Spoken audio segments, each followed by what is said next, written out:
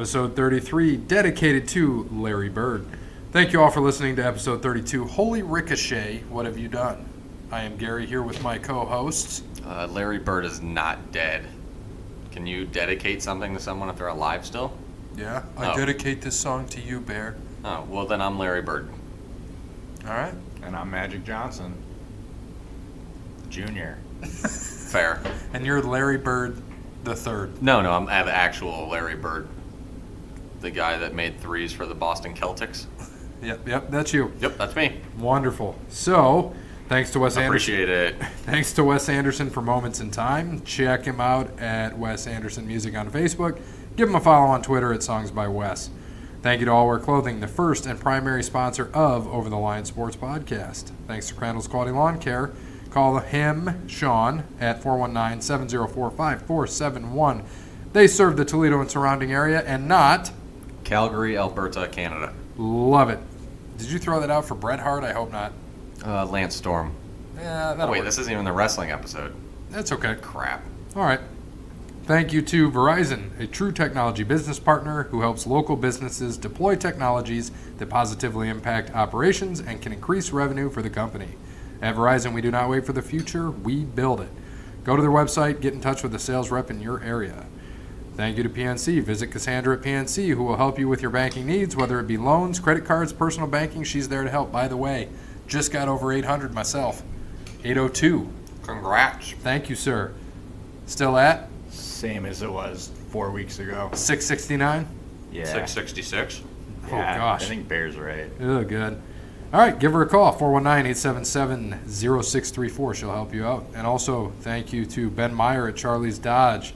Visit him over there or give him a call at 419-893-0241. Again, ask for Ben Meyer. Thank you to all of the supporters out there. Let's just talk a little bit about the event we went to last night, Winter Wonderland, supporting Leading Families Home. What did you guys think? That was your guys' first time there? I enjoyed it. I had a good time. Great time. Yeah, it was a great time for a good cause. A lot of good people there. And enjoyed the silent auction. Enjoyed the nice peach wine Bear got us. Oh, yeah, that's right. Peach Sparkle, your new name. That was delicious. Oh, yeah, peach sparkle. I didn't even think about that. I should have introduced myself as that today. I am Peach Parkle. Peach Parkle. This is Peach Sparkle. This is Peach Parkle. Yeah. Peaches Parkle. No, it was a really good time, and just like Jake said, to piggyback off that, it was for a good cause. Obviously, there were a lot of great people there. Silent auction was wonderful. Food was fantastic. You guys put on a great event. So I know, Gary, you've been involved with it for the past couple of years. You weren't quite involved with it this year. This time I was actually able to sit down and enjoy myself. That's and good. Yes, I am biased to the organization, knowing the CEO very well. But I had told her I was very happy that I was able to sit and enjoy it with my table and my group there. And so, thanks to Jake, thanks to Brandon, thanks to Bear, hot friend, wife, girlfriend, and Stat Guy's girlfriend for all attending the event. We had a great time. We donated quite a bit of money for a great cause. Yeah. So we were very happy to be there. And if you want to know more about Leading Families Home, which is a combination of Beach House Family Shelter and Focus, visit their website, www.beachhousetoledo.org, and find out how you can make an impact to help them. You can donate. We have a link up on our Facebook page thanking them. We tag them in it. When I also found out you can put a donate button, so I put a donate button there. Oh, good. Excellent. So, hopefully our listeners out there, check it out. Check out the website. Donate anything. Any little bit helps. You can read into about just how much $4 goes, how $4 or $5, $10, $20, how far that goes. It's amazing to see what they can do with it. So again, check them out, www.beachhousetoledo.org. So the NBA update, I got a little bit about this. I got some of this pulled up, unless you guys do already. I do too. I'll just say that Toronto is first. I'll cover the East, you cover the West, Bear.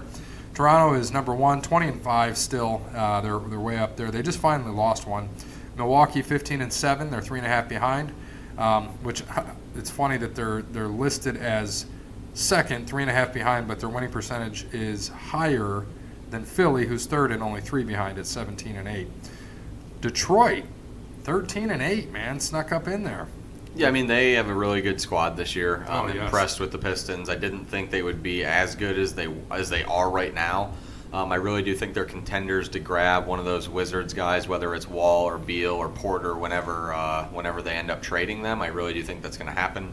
I think the Pistons have some young talent they can move and draft picks to win now. They have a team to win in the East right now. I certainly do think they can compete with Toronto and Philly.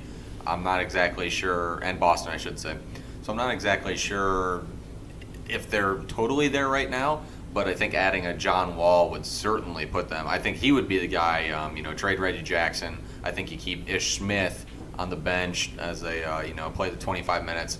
Wall obviously would play anywhere from 35 to 45 minutes a game, regardless. So I really do think that John Wall would be a wonderful fit there with Blake and Andre. I think they have, Blake who can play the two if he really needed to. I mean, he's a big man, but he can play small if need be, and he plays great down low. So we'll see. Like I said, the trades have to happen, but the Pistons aren't going away, as much as that pains me to say it. Yeah, no, I totally agree with you. They are not. And right after them, the fun one, the Pacers, they have a good history there with Detroit and Indiana. They are 14-10 in the 5 seed. The Celtics have won 3 in a row. They're 13-10 in the 6 seed. So right now, if the playoffs started today, they'd be going to Philly. Yeah. They'd be going home. Good. And so 7 seed, Orlando at 12-12, and Charlotte is 11-12 at the 8 seed. Right behind them, a game and a half behind them is Washington, 10-14, and then Miami, Brooklyn, the Knicks, the Cavaliers, the Hawks, and the Bulls follow that out. So, Barry, you just want to tell us a little bit about the East? The West. Or West? Yeah. Sorry, yes, I just did the East. So in the West, you have 16 teams, right? 15 of them are within 5 games of first place right now. And then you have the Suns with 4 losses. Denver. 4 losses or 4 wins? 4 wins, excuse me. Yeah, no, 20 losses. They're not very good. Denver and the Clippers both are tied at top 16-7. Denver's playing good ball this year. Clippers, same, obviously. Westbrook healthy has the Thunder in 3rd place at 15-7. Golden State sitting at 16-9 in 4th.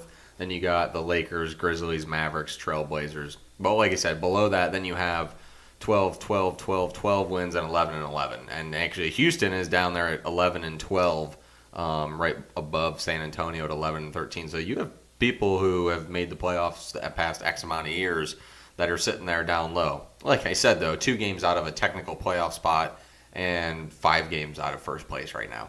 Obviously, there's still a lot of season to go. We're going to say that a lot as we get through here. But yeah, the West is going to be very tight all year, and it's going to be pretty exciting as they go on. It's going to be interesting to see if anyone breaks away or if they all stay this close, and if 15 teams are really vying for 8 spots come April there when the playoff time comes around. It's going to be interesting to see the West, because if you have teams like Houston and San Antonio, the Pelicans on the outside looking in against these younger teams that haven't made it there as much, it would be interesting to see if they can put together a couple games at the end of the year and get in. But there's, like you said, a lot of basketball to play, so we'll see. Jake, what do you think about the Lakers? How are they going to do? I still think the Lakers. I think they need to bring in another guy. Did you guys see what Kevin Durant said today about playing with LeBron? No. He said he can see why NBA stars don't want to play with him because it's a toxic environment with all the media. Oh, okay. I was about to say if it was like with LeBron, I was like, that's kind of crazy. No, I saw that they came out again and said that LeBron, and Luke Walton are already butting heads because LeBron calls his own plays. Like, he's been doing that for the last 8 years. So has no one recognized that or what? Like I said, I think you're right. I think it is just media toxicity. It's always going to be something negative towards LeBron. There's not much that goes positive there. So however they can spin it, they're going to spin it that way. Yeah, and I agree. I think that if I can see if the Lakers lose, I say if they lose like 10 out of their next like 25 games, I can see Magic getting rid of Luke. I mean, if they're already butting heads and if this is happening, I've already seen reports about it that they're talking about it, so we'll see. No matter who's the coach, LeBron's going to call the plays. I mean, yeah, no matter who it is, you might as well just make him a player coach at this point. Right. Seriously, I mean, we haven't seen it in a while, but you might as well. Who was the last one in sports? Pete Rose, player coach, player manager. Yeah, that would come to my head. Yeah, I would say same so. Here. Here's a fun tweet. I don't know if you guys saw this today. So LeBron said, this was about 5 hours ago. He said, "Man, I'm washed. I went to bed at 8:30 last night and woke up at 7:30 a.m. Man, what? I literally slept for 11 hours, missed my company Christmas holiday party and everything. And Kyle Kuzma said, you left your walking stick at the facility as well, Grandpa. So LeBron replied back with, a bunch of laughing faces. That was a good one, not the middle finger and a laughing face. So it's just fun to see, they're kind of clicking. And they're starting to click. I think we can see that. Yeah, they are. And you got to stop. You got to watch rubbing up against those boards. We're going to hang them up soon. You're erasing our. Just do the snap. I mean, you got to give me some more room over here. I may be skinny, but I'm not a beanpole over here. You can erase Jacksonville for me if you want. Yeah. I wouldn't be mad Not a about beanpole. that. I set it there so you could sit sideways and have your chair that way, dork. Well, I'm left-handed and I got to eat. Put it on that side. I don't want to be on that side. Fine, whatever. Then be stuck in your space. Children. So, NBA, if you had to, we're not going to change our picks, but we know what we had for championship. Are you still good with what you had? Oh yeah, it's not going to go anywhere. What'd you say, Boston over Golden State? Yeah, Boston over Golden State. And then I had Golden State over Boston. What I have? I think Boston over Golden State. Yeah. And then Brandon was the only one. He had Philly over Golden State. Yeah. See, I think Boston, they're starting to play a little bit better. They started off the year rough. They just got to get that chemistry together. I mean, Gordon Hayward and Kyrie didn't get to play together at all last year.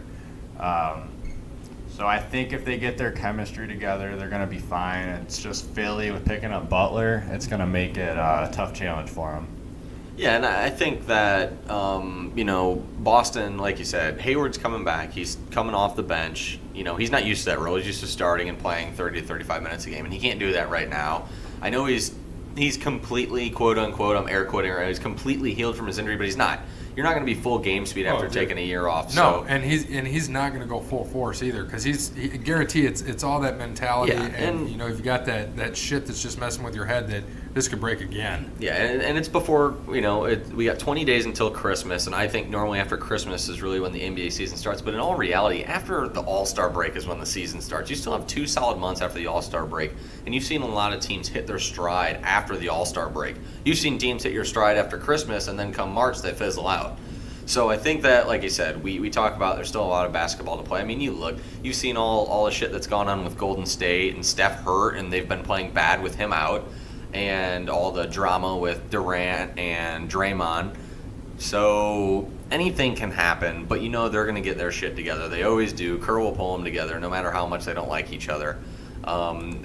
It's tough to say right now, but I have no problem sticking with Boston and Golden State. They're the 2 best teams in the NBA talent-wise.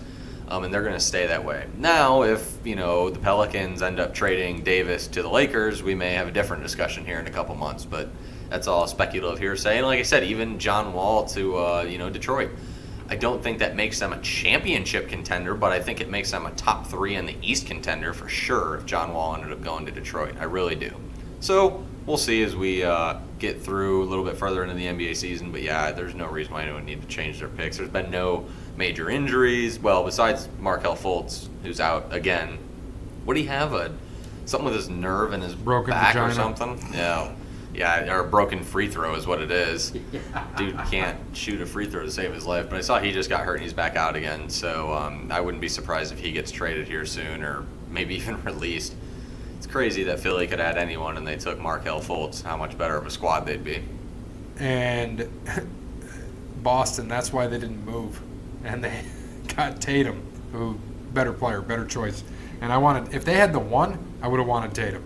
They would have taken Tatum. That was their plan all along. So they were happy to see Fultz go. Yeah, and I mean, it's like you said, it's easy to say as you look back. Mm-hmm. I don't know if Tatum was the correct fit at the time. Philly needed a point guard, so I understand why they took him. Yeah. They didn't need a 2 or 3. They needed a point guard, so it's understandable why they ended up taking Fultz in that spot.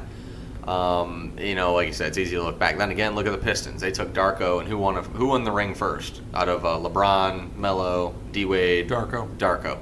So it's like you said, it's just a matter of where people fit. Do you think if Carmelo goes to Detroit that year that they win the championship? Probably not, because it wasn't a fit. Yeah. He would have moved someone else out of the roles that they all played in a perfectly rolled system. So it's hard to look forward and try to get this, but looking back is easy to say, oh yeah, they should have taken Fultz. Now you look at it and go, that was a terrible. Well, but if you pick. remember, that's a bust. If you remember at that time, many people were saying Fultz wasn't he should not go 1 to Philly. It was mixed results. It really was, But because I mean, you didn't have. There wasn't usually you have a consensus. You're right, but there wasn't really a point guard out there that was worthy of a number 1 pick, and I don't think I can Fultz agree with was, that. to be honest with you. I don't. I think Fultz was a top 5 pick. I didn't think he was a number 1 overall pick. So, like I said, it's easy to look back and see that now. You know, that's the easiest thing in the world you can do. So Totally agree. So let's move on. I was about to say we can switch over into college basketball That's since we have the Buckeyes game on right now, as Jake and I are watching and trying not to get distracted. Yeah, I'm doing the same. Hey, how much time's left on the clock, Jake? I can't tell you. What's your favorite time? What's your favorite date out of the year? favorite date out of the year? Yeah. April 20th. Yes. 4:20 left on the No, clock. that's actually one of my worst favorite days of the year. Actually, Your worst favorite day? Yeah. Is that a thing? I had I'm confused. Well, it's still a favorite, but it's like if The- there was the 10 of least them, it of- would be 10. No, it would be like 100 because I had a really bad experience on that So day. it's your least favorite day Yeah, of the yeah, year, yeah. not worst favorite. Yeah, no, it's my least favorite day of the year. I had a really bad experience on that day, senior year of high school. We will not go into it, but that is nowhere near my favorite day of the year. That's okay. So we'll talk about the top 25. So Gonzaga in the AP top 25 got 43 first place votes. They're 8-0. Kansas got 19, 6-0. Duke 7-1, got 1. Virginia 7-0, got 1. Michigan's up to 5. Did you see that? Nevada 6, Tennessee 7, Auburn 8, Kentucky 9, Michigan State 10, Florida State 11, Wisconsin 12, Texas Tech 13, North Carolina 14, Virginia Tech 15, Kansas State 16, Buffalo up there at 17, Iowa at 18, Ohio State at 19, Arizona State at 20, Villanova at 21, Mississippi State at 22, Maryland 23, Nebraska 24, and Furman snuck in at 8-0 at number 25. How many Big Ten teams was that? 1, 2, 3, 4, 5, 6, 7. 7 Big Ten teams. That sounds 25. about. That sounds normal. That sounds about right. And yeah, there wasn't much movement from the top teams. And not Purdue's surprising. 26, by the way. All right, yeah, they're right there. Michigan being up to 5th doesn't shock me. I mean, they're a really good team. I watched them beat the crap out of Purdue the other day. I think it was last Saturday. Just absolutely just demolished Purdue. So they're going to be up there for a while. Michigan probably going to go into the tournament with like 3 or 4 losses, I bet. I would not be shocked if they had that low amount of loss. The Big Ten has been good at basketball for the past, 3-4 years probably. I was going to say the past 20, but Well, I mean, you've always had the Michigan States, and you've always had Michigan State and the, Ohio State in the late 90s, Final Four all the time. Well, not all the time, but quite a few times. Well, yeah, but I'm talking of recent time. I'm not talking Yeah. the late 90s. I barely remember yesterday. I don't remember the late 90s. So, I mean, yeah, just looking forward, it's going to be, they're going to be probably the top conference, obviously with the ACC, and then just looking through, there really isn't much. It's mostly Big Ten and ACC, a couple of SEC schools in there. So we'll see. It's going to be an interesting basketball year for college. I think there's going to be a lot of parity, especially with Duke losing Gonzaga early. They looked, I can't remember who they played the other day. They didn't look too great, and they ended up pulling away. Duke or Yeah, Gonzaga? Duke. I can't recall, to be honest with you. Can't either. But it kind of worries me a little bit when I see them doing that, and with the national championship pick. But early in the year, still, like I said, when you have them, it's good to get losses now. You don't want to go into the tournament undefeated or anything like that because you don't know what losing's like. And in the tournament, obviously, it's one and you're done. You can lose a couple times in the regular season, you're going to be fine. But a lot of basketball to go. But so far right now, to be honest with you, besides the Gonzaga-Duke game I've watched, I haven't seen Kansas play. I watched a little bit of the Virginia-Wisconsin game. It was boring as hell. But Michigan, honestly, is the team I've watched and seen as the most impressive team I've seen. And that's over Duke right now, to be dead honest with you. Just as a complete team, not as a couple good players that I've watched. Not that is, because there's still good teams I haven't watched. But in my opinion of what I've seen, I think Michigan's so far the best looking completely. Well, Duke played on the first. They beat Stetson 113-49. I was just gonna say that. They beat Indiana 90 to, guess what the final score was, Bear? 69. 69. That's right. They lost to Gonzaga. They beat Auburn 78-72, and then That they was it. beat the shit out of everybody It was else. the Auburn game. That's what it was. Well, Auburn's 8th in the country. So. I didn't realize that either until I just started looking, so that's probably why. So that would make sense then. Yeah. So you're still good with our picks here? Yo, yeah. All right. So then let's go into the NHL standings. Anybody got that? Nope. Let me pull it up. Oh, I got it. Don't worry. So, Then why'd you ask? well, I'll let you do the West. I'll do the East again. And so you got a few things going on now. You've got Tampa still up there at 21-7-1. They've got 43 points. This is the Atlantic of the Eastern Conference, by the way.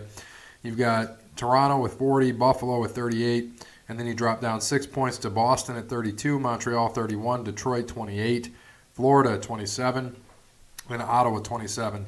And in the Metropolitan, the leader right now is Washington. They would actually be third. No, they'd be fourth, almost fifth in the Atlantic. They have 33. Columbus has 32. The Islanders have 29. The Rangers have 29. The Carolina has 28. Pittsburgh is 27. Philly 24. New Jersey 23. They have played less games, though. For example, Pittsburgh's played 3 less games than Tampa.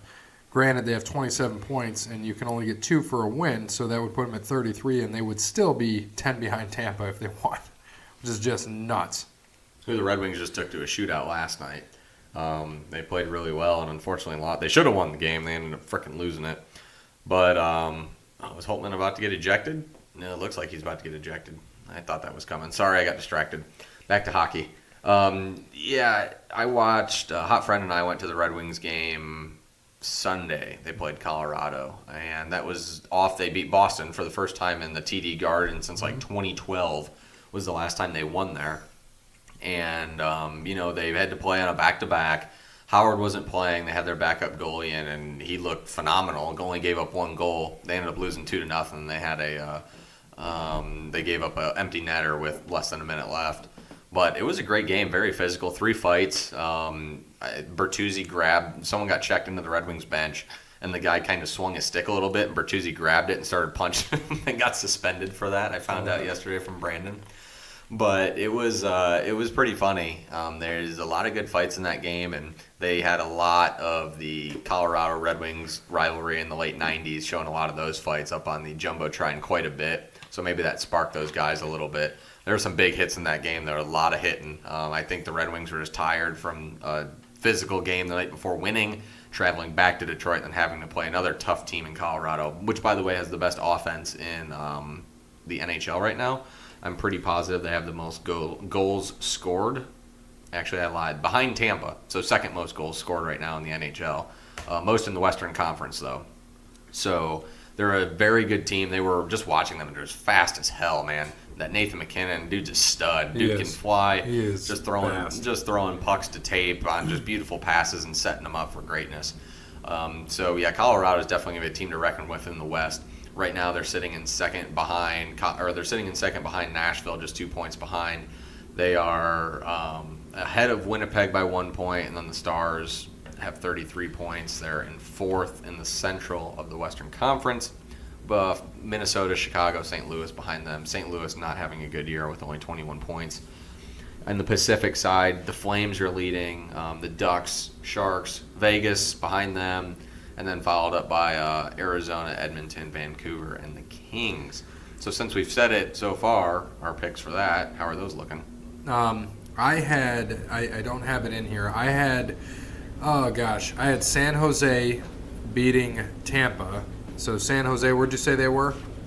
So San Jose is sitting in third in the Pacific right now with 31 points. So they're in okay shape. They're in okay shape. They're Tampa, playoff. Tampa's up I had Tampa beating. Did I have San Jose or Tampa? I think I had San Jose beating Tampa. You had San Jose over Tampa in 6. Brandon had Pittsburgh over somebody. Nashville over Pittsburgh. I had Pittsburgh's nowhere near right now. Toronto over Nashville, and right now Toronto is second in the East, and Nashville's first in the West. So not bad. And then Nick had Toronto. But you never want to be in the top. You never want to be the one in the NHL. The cool thing about the NHL, I know it's 1-4 and 1-4. And then it used to be 1-8. The 8 can beat the 1 any day of the week. Yeah. In a 7-game series, which is why I love the NHL. But Yeah, it's who'd Nick have? Nick had Toronto over Anaheim, so also second, and I lied. I had Nashville over Toronto. That was my bad. But he had Toronto over Anaheim. We just went over Toronto being second, and Anaheim is second in the Pacific. They're sitting in like fourth right now in the West, so not a bad spot to be sitting in. Not a bad one, and I'm glad you brought up when you were talking about the Pacific. So I'm sure you guys may have heard that Seattle will be getting a hockey team, will be coming to the NHL. They will be the 32nd franchise to enter the league, and it will be in the 2021-2022 season, which will trigger a realignment. So in the they'll be a member of the Pacific Division. So this will move Arizona to the Central Division. So you had to look at those teams. You got Calgary, San Jose. You got all the California teams. They're going to stay out there. LA. They're going to stay obviously in the Pacific. So it's like, who do you move over? You can move over the Avalanche, or you can move over Arizona. Well, it's going to be Arizona. Avalanche already in the Central. Are they in the Central? Yeah. Oh, sorry. So Arizona, it makes sense to move Yeah. over because they're the furthest east team when you're looking at that. So the cost for league entry, did you see what it was? So when Vegas entered a few years ago, it was $500 million paid by the Vegas Knights to enter the NHL last season. You know what the cost is going to be for Seattle? 1.2 billion. No. Probably 700 million. Close, 650. So it's up 30% from before. Seattle, it's a big deal. I don't know if you knew this. They won a cup. Seattle did in 1917, the first cup. No, I did Or not know that. I don't know. I don't think it was the first cup, but they won a cup in 1917. What kind of cup? The Stanley Cup. No, there wasn't like a fancy, like a crystal cup or something? No. Oh, okay. So their ownership group had a desire to get in the league in 2020, but the league had reservations about whether that might rush the renovation of Key Arena and instead push the entry date a year later. They've now reached a price tag of $800 million for the renovations. Seattle's CEO Todd Lewicki said the initial projections were $600 million, so they're $200 over cost of the building. When you include the cost of reimagining the building, Seattle Center Arena, this is a transaction with a value of approximately $1.4 billion, which shows incredible commitment by everyone involved. Seattle's the 18th largest city in the U.S. and has not had a winter sports team since the NBA's Seattle Supersonics. So, and of course they left for OKC. Remember what year that was? 2012? 2010? 2008. Yeah, the Sonics also played in Key Arena. The WNBA Seattle Storm are one of the current tenants of the arena, but will temporarily relocate for the 2019 and 2020 seasons as the building undergoes renovations. There was a lot of other things going on. So the ownership group sent a strong contingent to Georgia for the Board of Governors meetings, including majority owner David Bonderman, Hollywood producer, you guys might know this man, Jerry Bruckheimer, he's one of the owners, and CEO Todd Lewicki, who has recently worked as the NFL's chief operating officer before he resigned in March. So he's involved. It's a big deal. So and here's what it was. They were the first American team to ever win a Stanley Cup. Was in Seattle, 1917. So, and it was the Seattle Metropolitans. They played in the Pacific Coast Hockey Association and won the Stanley Cup in 1917. And they folded 7 years later. And there was a months-long inevitability that it was going to happen. It was a majority, 9-0 or 9-0 that they would move forward. So the fun part is they launched a season ticket drive, and they reached 25,000 deposits within the first hour. Jesus. Yes. That exceeds the goal of 10,000, which they reached in 12 minutes. Oh my. So their goal was 10,000. They got 25,000. So for context of this, the Golden Knights ran a season ticket drive in 2015 and received 5,000 in 2 days. They got 25,000 in 1 hour. Woo. It's a lot. That is a ton. It's a lot. So the ownership group and Mayor Jenny Durkin made a 2-hour presentation to the NHL Executive Committee. Like we said, they voted 9-0 to recommend and forward the bid to the league's full board of governors. And the Seattle group already has paid a $10 million deposit to the league along with its official application. So pretty exciting news. You know, I enjoy hockey. It's actually I love, watching football, this stuff. In person, I would watch hockey all day long. And on TV, it's a little different. Hockey's just so much fun to watch in person. Especially like we said in previous episode, I think the 2 episodes ago, we talked about the walleye and how awesome this city is for hockey. It's amazing. We need to go to a hockey game. Still never been to one. What? Never been to a hockey game? Never been to a hockey game. I think that's what we need to do right there. We need to find a Saturday, go to Angelo's, and go to a hockey game. If we're going to do that, I prefer to go downtown because at Angelo's you'd kind of want to dress up a little bit, and I'm not going to dress up at a hockey game. So how about we go to Jed's downtown or Frickers, and then another day we'll go to Angelo's. All right, fair enough. Okay, thanks. But you've never been to a hockey game for real? Never been to one. I tried to win tickets last night, but no. No. No. You've been on a lot of shit last night. I know. And I love that hot friend didn't realize she won candles until you walked over and like, hey, you won this. That was my fault too, because I told her, I was like, you like candles and some of that stuff. I was like, why don't you just put it on it? There was like 1 bid on it. I go, just throw a bid on it. That person probably forgot or left already. Mm-hmm. And then as I was walking, after I dropped my one basket with all that shit everywhere, the confetti crap in it, so I had to throw it away. I was throwing it away. I was like, oh, wait a second. You bid on that. I was like, crap. It's like, totally forgot about that. So And we had to stand in line again. Yeah, that wasn't bad though. No, not at all. So the Golden Knights had hoped to become the first expansion team in the NHL, MLB, NBA, or NFL since the 1950 Toledo Mud Hens. Cleveland Browns That was close. to win a championship in its inaugural season. The Washington Capitals won the series 4-1, though, as we know last year. OV got the cup. Yep. So I'm excited for this. It'll be fun. Have 32 teams there. That's good to show you that the NHL is still going strong. It's going to be interesting to see what happens once we get closer to that, and I look forward to it. So the next thing, just quickly going to mention a few things. So NASCAR changes. Kurt Busch is switching over. He left Stewart-Haas Racing, going to Chip Ganassi, and he's going to drive the number 1 car, and he's taking his sponsor with him. He unveiled the car, number 1, Monster Energy, so it'll be good for him. Daniel Suarez, who is out of Joe Gibbs Racing to make way for Martin Truex, is likely going to be the person to fill the seat at Stewart-Haas. That would be good for them. Interesting. Because you put a guy, Suarez is good, and you put him with, I like Joe Gibbs, but I think that he has a lot of talent. He did good in Xfinity, and you put him with an owner, Tony Stewart, who knows what the hell he's doing, you're going to make him a lot better. So, should be interesting. Speaking of Monster, they end their sponsorship of the Cup Series in 2019. Okay. So, what the NASCAR is trying to do, similar to if you look at golf now, they're going to look at a tiered system of how they do sponsorship. So it should be interesting on what they're doing. Just do it by race. Yeah, they do it by race right now, but totally each individual race would have a different sponsor. And, but overall though, the PGA, so their playoffs would have to be an overall sponsor, right? Right. Something so, like the that. PGA is the FedEx Cup. This would be the Winston Cup. Bring Winston back. That's what I said. They used to give away cartons and cartons of cigarettes. That does not surprise me. No, it's smart. But do you think that would ever happen again? No. Hell no. Absolutely not. Again. But it would be awesome. Now we've got the Vape 500. we got the Juul 250 coming in. Juul 250. That's what it is. Vape God 500. The what? The Vape God 500. They would just change flavors for each race. Did you see we got the Cherry Mountain Vape 500 today in Talladega, Alabama. Did you see? Could you imagine Eminem coming in,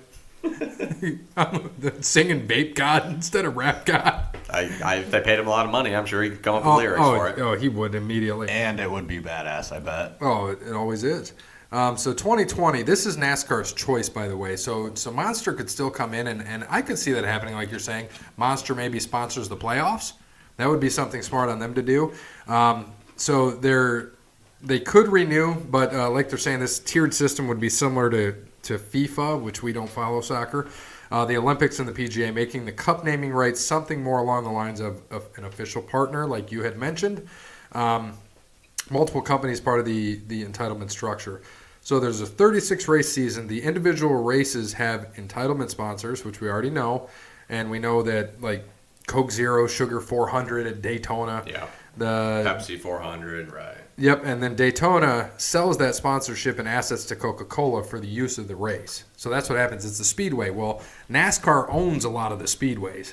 So they own it in a separate group, but they're trying to combine it all into one for all the speedways they own. So it should be interesting to kind of see what happens.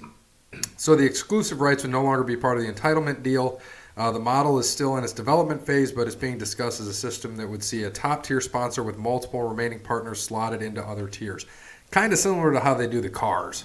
You know, you have your main sponsor, and then you have your little stickers of smaller ones on the sides. So does NASCAR do like? What do you think about this? Do they do like a triple crown at all, like for races, like you know, like? Oh, you know like what I three mean? big races? Yeah, like well, they do. I mean, the playoffs are your top 10 races, but they don't really have a triple crown. I mean, your primary race is Daytona, which is the first race of the year. Yeah. Daytona 500, always been the number one race of the year, always will be. That's not going to change. You got your playoffs, it's a big deal. Talladega is always a big race. Yep. Bristol Night Race is always a big race. So if I was picking three, it'd probably be Dega, Daytona 500, and the Bristol Night Race. Yep. Probably the top three. Would you agree? Yeah, those would be my three as well. I mean, those are the most exciting races on the circuit for sure. Yeah, I really couldn't think of any other ones that would beat that. You know, Texas is. I like Texas. I always have. I think that's a fun speedway. It's kind of like a sister track of Michigan, more or less. Atlanta. But it's a fast track. You know, with those tight turns there, and you're still up to the 205. You know, there's no restrictor plate, and they can zing around that track. Texas would be an outside for top three possibly, but Daytona, Talladega, Bristol, those are the gods pretty much. Right, and so kind of with this in the new model, they're talking about 5 partners spending $5 to $7 million annually for similar value, which makes it more of an attractive proposition for the sponsor to do that. And there's, as we know, there's a lot of companies who would probably like to be involved, but they have a smaller marketing budget than many of these other larger companies. And so there's several partners. So if they don't want to renew, the NASCAR sales team would replace a smaller amount of the revenue as opposed to having to replace a much larger revenue source, which in the past we know went from Winston to Nextel. Nextel was bought by Sprint. Yep. Then it went to Monster. We know the Busch Series went to Xfinity, and then the Craftsman truck went to Camping World. So it makes it a lot easier if they do the tiers. I think it's smart. They need to revamp some of these things to bring the sport back. You've got guys there that you lost Dale Earnhardt, you lost Jeff Gordon, you lost Dale Earnhardt Jr., you lost Tony Stewart. You're going to lose Jimmy Johnson eventually, which he doesn't have as much appeal as he used to. Right. Chase Elliott's now your most popular driver, just like his dad was. You know, yep. it went Bill Elliott to Junior, now to Chase Elliott. I mean, Senior was always. But he wasn't. I'm saying their vote of most popular driver. He never really. It was always Bill Elliott. But yeah, for us, I mean, we know it's Senior, but he was either hated or loved, same as Jeff Gordon. That's why he never got it. Right. And it should be interesting to kind of see what happens with it. I'm looking forward to it. You got a lot of young guys there. You've got Joey Logano's young. You've got Kyle Busch, who's in his 30s. You've got Chase Elliott. Chase is young. Kyle Larson. Blaney. Kyle Blaney's Larson. going to be a stud. He's going to be a multiple. I mean, he already is a multiple winner. He's just going to keep winning. Keselowski. Yep. You know, there's even Truex. Yeah, Truex. He's not too old. I mean, Harvick's one of the older ones, and he's still one of the best racers out there. Yep. Denny Hamlin. He's there. It's just they got to find those faces, you know. And if Bubba Wallace, if you could put Bubba Wallace, no offense to you know the Petty. I think he drives for Petty, right? Yeah, he drives for Petty. Put him in Stuart Haas. Put him in a Gibbs car. Put him in a car. Put him in. They should have brought him over to Hendrick. Oh my gosh. Yeah, and Byron. That's another one from Hendrick. Yep. Chase Elliott. You got Chase Elliott. You got William Byron. Bowman. I mean, Bowman's you saw what Bubba did. He finished second Daytona, right? Yeah. The 500, the original race last year. And that's in, and yeah, you know, you don't like to say it, but the Petty cars just don't have which is surprising because it's a Petty, but they don't have the same dollars that the Hendricks and the Gibbs cars do, the same engines, you know, the same teams that can put all that together. So if he was in a better car, I agree with you. I think dude's going to be just a monster on the circuit. And, you know, like you said, you keep naming the Austin Dillon, the Ty Dillons of the world, you know, they're young guns they're coming. So NASCAR is going to be pretty exciting here coming up, I think. You got a good mixture of seasoned vets and you have a good mixture of young kids who like to race, and that always makes for good racing. It does. I agree. And then this shift also, the whole sports in transition, we know they're losing viewers every year. We talked about how they've lost attendance 14% last year, this year, and I think another 10% this year. It was 10 and 14, vice versa. And they're going to have organizational structure changes, and many of the tracks are going to go to right sizing. Now, I don't know if you're familiar with right sizing. It's kind of similar to what Major League Baseball did. So you're going to move to smaller seating capacities with less of the luxury suites and addition of aspects such as standing room only, which would be smart. Yeah. You know, it's not that expensive to go, but for us, all we have is MIS. Now, if Daytona was right here, I'd go every year. Or Talladega, but it's not. It's Michigan, you know. Right. It's okay to go. I used to go to both races because we had infield tickets, but now I'm not going to go. It's hot as shit in June and August. Except last year. Except last year. When you lost a bet. Remember that? Oh, when I told you the August race would be colder than the June race, and the June And it race was was like- 74 and August was 73. I was so mad, dude. It And was we one said that- at the time the green flag drops, and and it I was remember that. back and forth, and then we used the same app because that's what we said. We're going to Yep, use the we same did. app from my phone, and I'm going to use Brooklyn, Michigan, same exact thing. And I it was so pissed. right there, right when that green flag hit. I was like, boom, screenshot. And then later on in the day, it was like 85, wasn't it? Yeah, it was stupid. It didn't. I don't think it got to like 80. Like 80, yeah, something like that. It was much warmer. Yeah, because I think what happened is that the clouds were still Yes. there and there was still cloud Yes, cover. I saw And you then dicked mid-afternoon, by clouds. like 4:30, halfway through the race, they broke. Because in the morning, I'm pretty sure it was like already 70, and I'm like, oh, I got a shot, and then it didn't get past 73 by the time of the stayed race. around, kept the sun away. It was perfect. So, you know, NASCAR, we haven't talked about it in a while, but it Probably would be won't. fun. Yeah, you're right. That'll probably be the last update unless there's big breaking news or something happens. So we're We'll gonna go. we're gonna get Brandon on the line because I want him as part of the. one thing. Let's get to Justin on the Twitter. No, do you have it? Yeah, I got it. I got Well, it. he sent me a text, but I wanted to break that up because I know what he asked. Okay. He asked So about you XFL, wanna- right? Yeah, so you want- okay. There's 8 cities that were announced for the XFL. Yep. So we have 2 shows this week as usual. We're gonna do 4 cities this episode and the other 4 cities on the wrestling episode because that's gonna be his Justin on the Twitter this week. He was texting me about it. Okay. So we're gonna name the team. So I want to get Brandon on this because I want to hear what he names some teams. So we're gonna give him a call. But first, of course, we want to thank our sponsors. So Jake, you want to thank any of them? You remember them? Yeah, we'll thank Sean at Crandall's Quality Lawn Care. We will thank Cassandra Yeah, nice. at PNC. Wonderful. Better than me so far. Yeah, that's about all I remember. Though. Ben Meyer, Dodge. Oh, Ben Meyer nice. at Charlie's Dodge. Dodge. Charlie's Dodge, yep, and Maumee. Is that Conant? Yeah, no, it's Illinois. Illinois and Ford. Conant, yeah. Ford and Illinois Illinois. and Ford, that's what it is. Yep. Okay. And then we have, I always forget the 2 at Verizon, their names. Stephanie And- and 3 letters. Tim. Tim. There we go. And Today, Junior. right. Oh, And sorry. come on, you got to know the last one, Well, he's our number 1. the original. the original Wes Anderson for No, he's our song, man. But thank you to Wes Anderson for Moments in Time. All Wear Clothing. That's what Brandon it at was. All Wear Clothing, not the 3 bills here. Brandon at All Wear Clothing, who helps us He out. looked about 288 last night. We're gonna ask him. When we Not get him on after the phone. pasta. So, thank you to the sponsors. Also, you know, like we mentioned earlier, get on Facebook.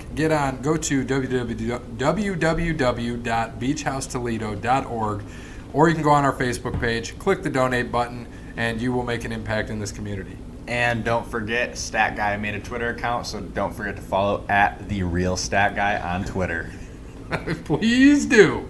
And now we are back with this other guy on the phone. Who are you, sir? Dub. We'll go with Dub. I like that. Like George W. Bush. Well, not HW. We know that. Well, yeah. R.I.P. R.I.P. Speaking of which, did you guys see Bob Dole? 95-year-old Bob Dole was helped up out of his wheelchair and saluted him. How awesome was that? That was cool. Those Yeah, two that's guys. pretty awesome. Those 2 guys should be dead. They should have died in World War II, shot down by the Japs. Just amazing. Jesus. What? It's history. Pearl Harbor Day's Friday. Have a little respect. For who? Gary, he's young. He doesn't understand. He doesn't understand history. Hey, Pearl And Harbor, yes, though. I saw that, and it was awesome. It Whoa, was nice to- no. I wasn't saying that, Brandon. I said that was fantastic. I was talking about Gary's comment. Oh. They were shot down by the Japanese. Well, that's true. Thank you. That's true. Bush was shot down, and he was the only one that survived. Yes, of his crew that was shot down. this is true. Coming from a future history teacher. So you missed our NASCAR Maybe. segment, which was good. You would have enjoyed it. We talked a little bit about Kyle Busch going to Chip Ganassi, driving the number one monster, and how the new tiered system. Kyle Busch? Kurt. You said Kyle. Did I say Kyle? Yes, you did. Son of a bitch. Kurt Busch, driving the number one. I just love Kyle so much, just like Brandon. Episode 2, Brandon loves Busch. Yes, he does. Give it a listen. iTunes, Really? Spotify, Podbean. But we talked a little bit about that and how NASCAR is going to go to a sponsored, tiered sponsorship with the racing in the future after this next season. Should be interesting. But we're going to get right into Justin on the Twitter. So he talked about XFL teams, and so we know what the 8 cities are, and he wants us to project what we think the names of each team will be. So Brandon, you will not be on the wrestling episode, I don't think. But so we're just splitting it up to 4 and 4. We're going to do 4 cities now, and we're going to do 4 cities after. So the first one, New York, they're going to play at MetLife Stadium. Jake, what do you think that the New York team is going to be called? Ooh, for the XFL, let's go with New York. Oh, dude, I don't know. I have no idea. You go first. I gotta think of something funny. Let's see. You said they're playing at MetLife, right? So where the Giants and Jets play. So if you put the Giants and Jets together, it's the Giants with a J. that doesn't work. Or the New York Gets. I like that. No, I don't. Let's say the New York team will be the New York SmackDown. How about that? Because it should be wrestling names. I mean, it is Vince's product. Or the New York Stamford, Connecticut office. Is. Brandon? Nice. I don't know, the New York Stocks. Well, That's, I like that's that. actually pretty good. Yeah. I'm good with that. Or the New York Stockbrokers, something like that. Yeah. And then their logo is IRS. What do you think, Jake? Let's go. Let's go New York. The New York Aw Damn. All right, All sounds right, New good. York, our damn. That's the name. All right, next we got Washington D.C. is going to be playing at Audi Field. The hell's that? I have no idea. Guess we're gonna. Hey, stat guy, you got your shit? Look up Audi Field. So they're not playing where the Redskins do. Yep. Bear, what do you think? What do you name Washington D.C.? Is it Washington D.C. or is it Washington or is it D.C.? Is XFL D.C. right? Might be. I don't know. I thought That's a good that's question. what their Twitter logo was. I thought it was Washington. Yeah, it's XFL DC. So that's going to be the actual place. So it's not going to be. I guess it does say Washington DC. Let's see. Let's do the XFL Washington DC politicians. I'm gonna go with Like it. because it's Vince and who his wife is. I'm gonna go with the Washington D.C. Republicans. See that? And I'm gonna go with the Washington D.C. Monuments. But by the way, Audi Field is a soccer field. Ugh. Here in New York, you get MetLife. Washington D.C., you get a soccer field. Yeah. Do you know how many it holds? 20K. That'd be about right for what they're going to need. XFL, yeah, because Well, MetLife's except gonna be MetLife. empty. Yeah, it will be. Yeah. Brandon, what do you got? I mean, you could go with any government name. I don't know, the Washington, D.C. representatives. That's pretty good. I like it. Or the Senators, anything like that. I was going to say the Senators, but you already had the Senators with the Ottawa. baseball team back then. Well, you got Ottawa Senators too. In Well, hockey. Yeah, them too. Yeah, you did have that. You know, they may pay homage to that. You don't know. Next, we got L.A. They're going to be playing at the StubHub Center. Hey, maybe they'll sign Shane Falco. Maybe. So go. they're going to be playing at the StubHub Center, which is where the LA Galaxy of the MLS plays, holds 27,000 people. LA, what do we got? What do we think? The LA Stampeders. I don't know why. There's not even a stampede there, but there's also not lakes in LA, I don't think either. So Well, weren't the Or Lakers Clippers. originally from like out Minneapolis. Minneapolis, yeah. Yes, which But- makes sense. But what's a clipper? Like a hairstylist? That's stupid. No, there's a reason behind Okay, it. I can't remember what that okay, I was. change it. The LA A-listers. That's it. That's what I'm sticking Yeah, to. it's with the Miz. I could see that happening. That's smart. I like that one. Jake? Let's go with the LA. Let's go with the LA. Let's go with the. Sorry. Let's go LA. I don't know. The LA dude. fuck. I'm bad Got at it. this. All right, LA fuck. Brandon, what do you got? Did you give him these questions before, right? Or is this just... No, we just got these, so you're okay. He Okay, had no okay. idea. The Los Angeles Kardashians. That's a good one. I like that. Yeah, I could see the Los Angeles like Mezzanins or, the LA Bellas. Wouldn't that be awesome? The LA Bellas. The LA Cenas. Yeah, they're probably going to be like the Los Angeles. They're playing at the StubHub Center. The Los Angeles tickets. Yeah, exactly. Los Angeles tickets. The Los Angeles Ticketmasters playing at the StubHub Center. And lastly, we have Houston at the TDECU Stadium. Houston Cowboys. No. The Houston, well, since Bruce Pritchard's from Houston, the Houston Brother Loves. And by the way, the TDECU Center is the home of the Houston Cougars football team, and it holds 40,000. So that's awesome. What do you got for me, Brandon? Houston? Let's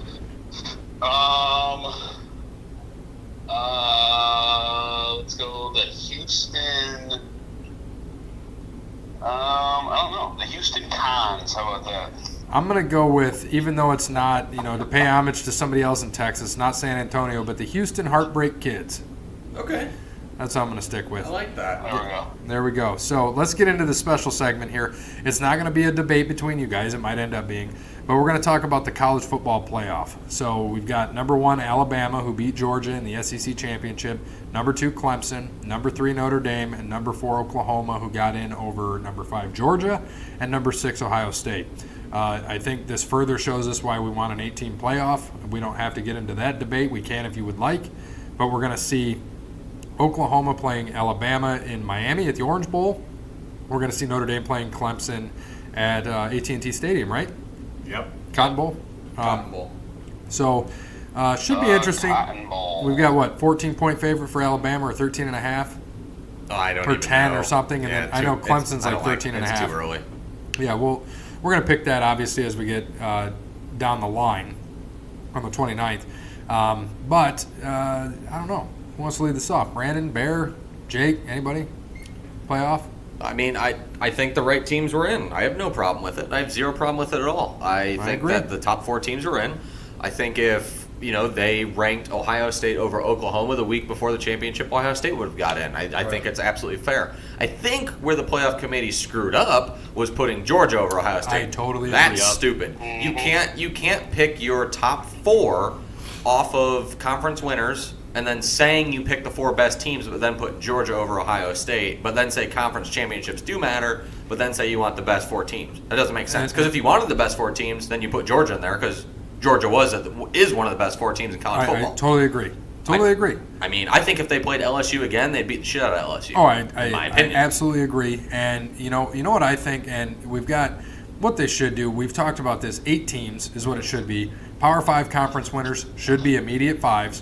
And then the other 3 can be, this year would be Georgia, Michigan, and UCF. Yep. That would be it. I'd be totally down for that.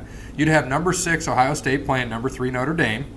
You'd have number 1 Alabama playing UCF. Shut that shit up. Well, hold on, because that's totally not going to be it, because they said that if it happened the way they would with an 8-man, it would be your Power 5s and then 3 picks. So Ohio State and Notre Dame would not play, because Ohio State would technically they'd be 4 or 5. They'd be 5. I got you. Yeah, and I think it's stupid, but that's what they said. If it was an 8 team, it would be your Power 5, and then it would be your 3. Oh yeah, to pick. because who would be your? If they did that, they wouldn't rank them by your conference first. They'd still rank them by the best teams. They just wouldn't count. I agree, they should, but that's not how probably they played wouldn't it out. though. Yeah. So this year we would have had what? Alabama, Clemson, Ohio State, Oklahoma, and Boise.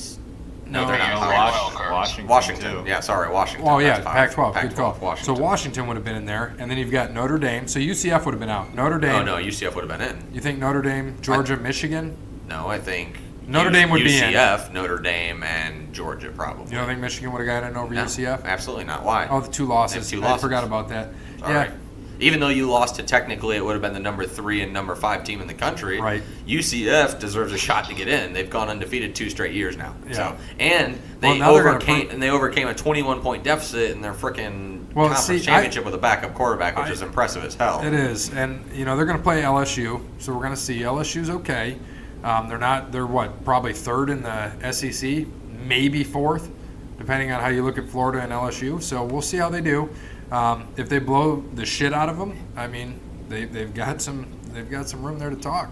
We'll see what happens. I think if UCF beats LSU with their backup quarterback, that's a huge statement. Yes. Big statement. If they beat the SEC with the SEC's 3rd best team, right? Yep. Alabama, Georgia. Second year in a row. Second year in a row. Who'd they beat last year? Auburn. Okay. That I couldn't remember. Thank you. So yeah, if they do it 2 years in a row, why is that not a statement for them to get in? I agree. But regardless, I think eventually, I mean, it needs to be to 8. It has to happen. Yeah. I don't know why they just don't do it. It would make them even more money than they already are making in the NCAA. So why not just do it? And I'm not saying that, and I've made this argument. I'm not saying that because I want Ohio State to get in. I don't think Ohio State deserved to get in this year. You don't. If you lose to Purdue by 3 on the road, That's one thing. they get in. They get in. I totally agree. But you can't get blown out by Purdue. I don't care if it's at home or on the road or wherever it's at. The only excuse that would have had to have been if Haskins and Martell both got hurt and you lost by 24. That didn't happen. You got beat with your team on the road, demolished. You don't deserve to get in. Sorry, done and done. That's the way I see it too. Because I think if like he just said, if Ohio State would have lost by like 3 or by like a touchdown, then you would have had a stronger case to get over Oklahoma. And I said that before. Oklahoma doesn't deserve to get in because you don't give up 50 points and deserve to be in the playoff game. But they lost by 3. They revenged their loss in the conference game, and I think that's what the committee looked at. The committee looked at you can't lose by 29, whether it was on the road or not, in a night game. Yep. And that's what happened last year. Purdue. I mean, that's what happened to them last year against Iowa. Same thing. Same thing.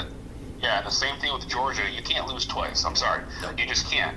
And, again, like with the whole thing about conference championships and everything, Bear, I think you hit it right on the nose. The whole thing with Notre Dame, they're like, oh, well, Notre Dame doesn't deserve to get in. Then you got those people who are the same people that just said that are saying that Georgia gets in. Well, they lost their conference championship. How can you say conference championships matter? And you lost before. And if they you just can't say that. if they beat LSU and just lost to Alabama, that would have been interesting because then what do you do? Yeah. That would have been tough because if Georgia beat LSU and you lose to Alabama by 7, pretty much blowing the game more or less, but you lose to the number 1 team in the country in the conference championship by 7. Same thing that happened in the championship last year. Then what happens? Do you bump Oklahoma out, who's a conference champion, and make Notre Dame 4 and Georgia 3 or vice versa? I don't know. Well, and if Georgia would have held on to that game, Oklahoma wasn't getting in. Oh, no. It would have been Georgia, Clemson, Notre Dame, Alabama. They would have played again. Yep. They would have played again in a month, which would have been interesting to see what happens there. And because I don't think Georgia beats Alabama twice. I think if Tua doesn't get hurt, Georgia wins that game last week. That's what I think about that. I think Jalen Hurts. I think Jalen Hurts. Play calling, they win that game. That fake punt, I want to throw my remote. That was terrible. What was that? Right. Like you don't call it's 4th and 11, a fake punt. I think it was on like the 42. Yeah. And you're calling a fake punt with your no. Like what are you doing? Like Kirby Smart is smarter than literally. He's smarter than that. No pun intended. And that was dumb as shit. You can say it. I mean, it was just crazy. I'm like, what are you doing? You're up by. But we say that now. But if he would have, like we said, if I know, but punt it away.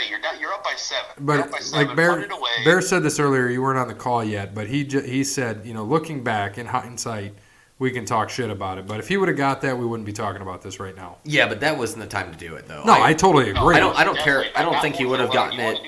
You want to do that 4th and 1, 4th and 2, 4th and 3. 4th and 4.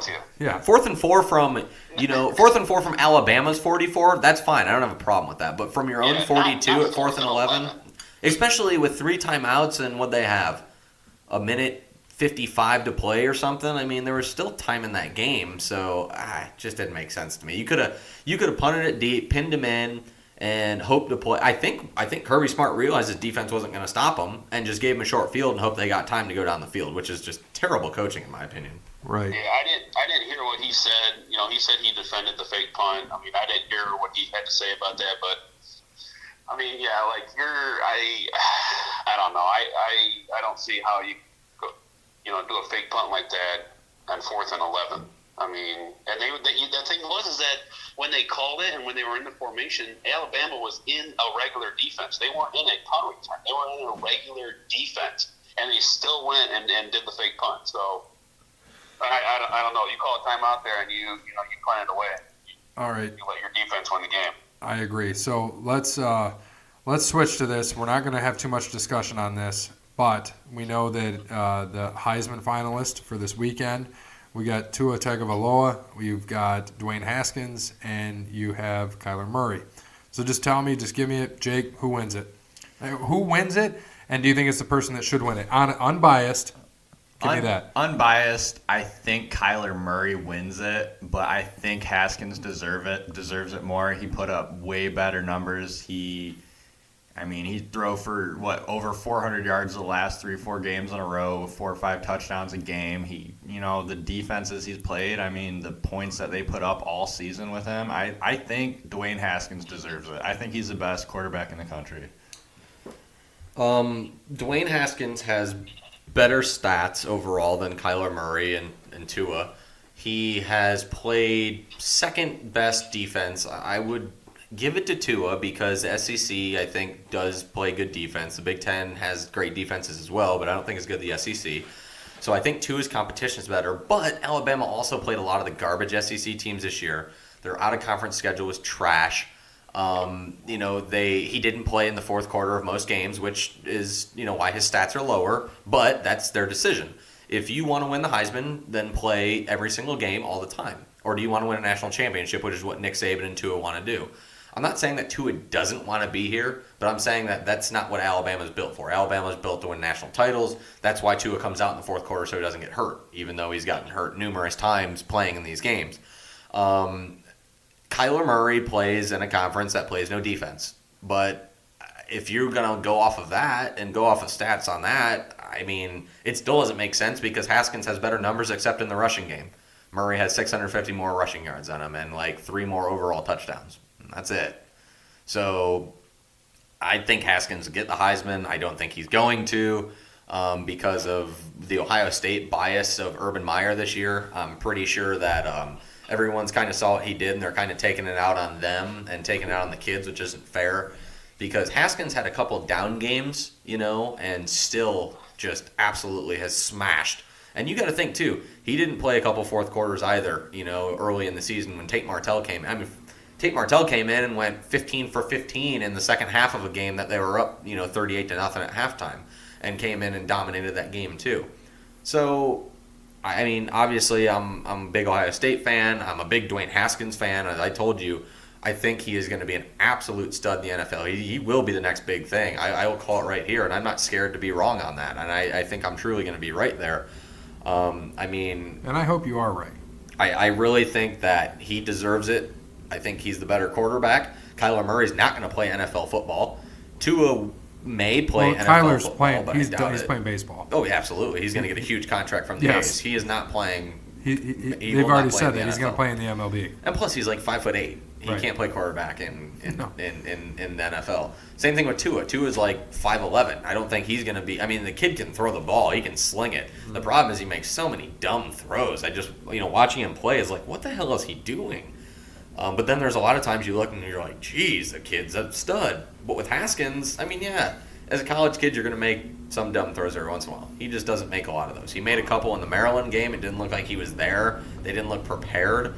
But, I can't see how he doesn't win it. I know he won't. I know it's going to go to Kyler Murray. It's already written in stone pretty much. But I think Haskins should be the Heisman winner. I agree. Dwayne should be the winner, but because of how things have played out. He just got back into the conversation. It's always been Kyler Which and is Tua. ridiculous. And it's always been Kyler and Tua. Oklahoma's playing Alabama. It's going to be Kyler. I think Kyler gets it, but I think Dwayne deserves it. Well, that's the thing, too. How many Big Ten/Ohio State records did Dwayne Haskins break this year? He broke Drew. How many Big Ten records That's did what he I'm saying. break? He broke. Not just, because those were all. He's broke Drew Brees records. That stood for how long?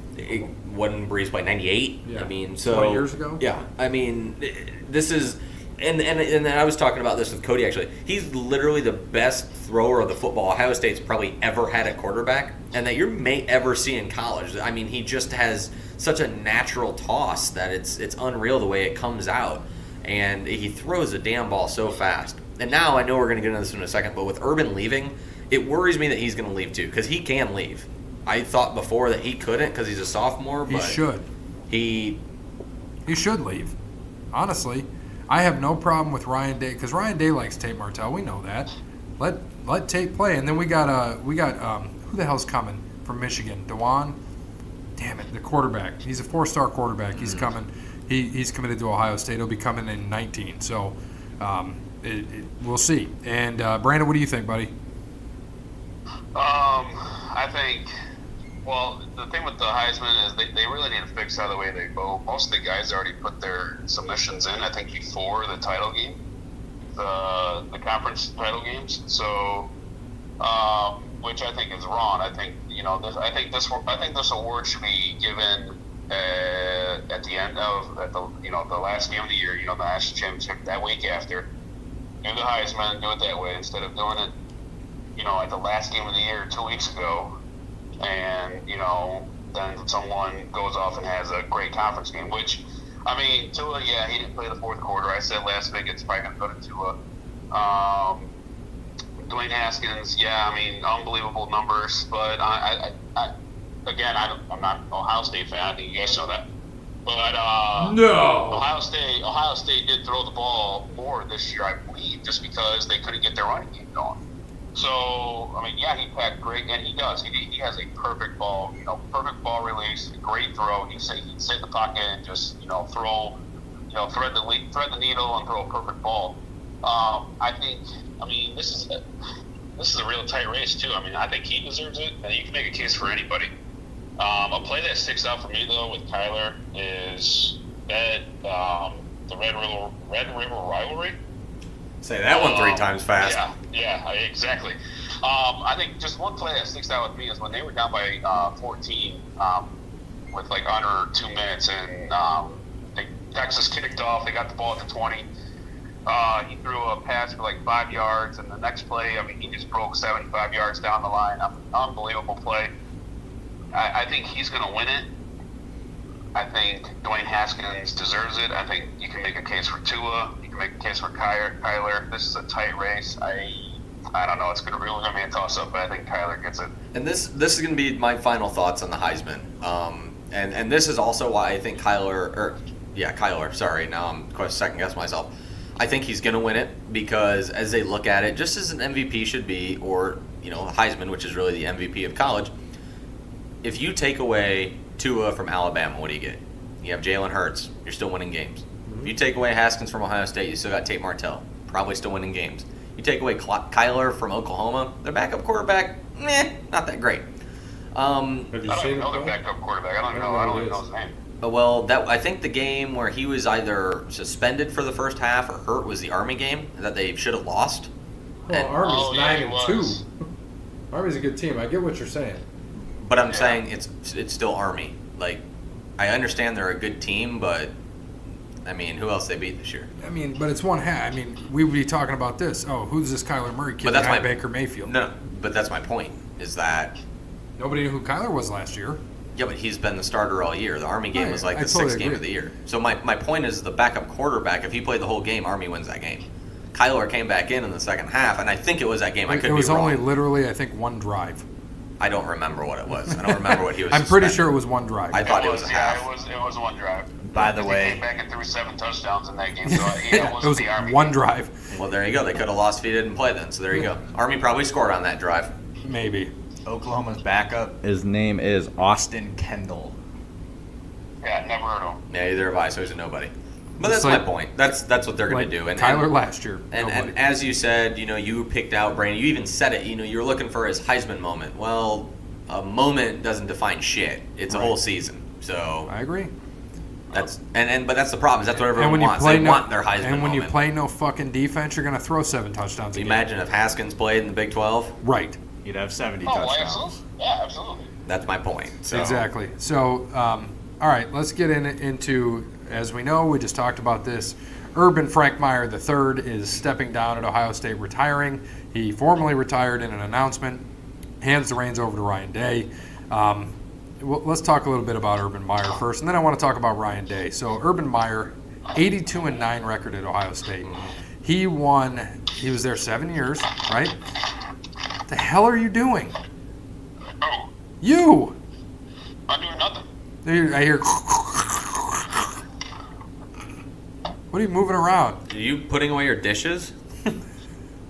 Is it your printer again? No, I'm looking for my Urban Meyer autograph. Oh, you want to stare at it. So, Urban Meyer, we got to see him. I was in college actually when he was at BG. So, I went. I don't want to say I was in college. I was not in college. I was in high school, No, but I you went. weren't. We were in 8th grade. Thank you. 8th grade. Thank you. Appreciate it. But I did go to the games there and watched, watched Urban coach there. So it was pretty fun. He was a good coach there, obviously. If you talk a little bit about him, like we said, 82-9 record at Ohio State. So he won every year. He won 3 Big Ten titles, right? Yep. So he was 3-4 though when it comes down to, would it be championship games? Well, we didn't have championship games until recently. He won 7. Every year he won the division, whatever division they were in, the leaders or what were they in the leaders? Leaders and legends. Yeah, they were in the leaders and then the East. So they won the 2 leaders divisions, 2012 and 13, and then they won the East division, 14 through 18. They lost to Wisconsin one year, I believe. Michigan State, they lost to, and I can't remember who else they lost to. But I don't think they lost to Wisconsin. I don't they think blew they the did shit either. out of Wisconsin. no, they lost to Wisconsin one year too. I thought they did. Stat guy, check on that while we talk about this. Jesus. Urban Meyer, born in Toledo, of course. We've talked about that in the past. Just an interesting all-around coach. He beat Ohio State for a national championship at Florida. Beat the shit out of them, 41-14. He's got his bachelor's from Cincinnati, master's from Ohio State, I believe, and just unbelievable coach. When you think back, just Bowling Green, Utah, Florida, Ohio State, and what he did at Ohio State, being 7-0 against Michigan, and just owning them essentially. He owned their ass. Yep. He owned Harbaugh. Harbaugh's a bitch. God, I really hope he goes and coaches Green Bay. I think that'd be hilarious. Harbaugh? Oh yeah, that'd be great. Is there talk of that? Oh yeah. Is there? It won't happen, but it sounds like it'll be Josh McDaniel eventually. Interesting. But anyways, Notre Dame.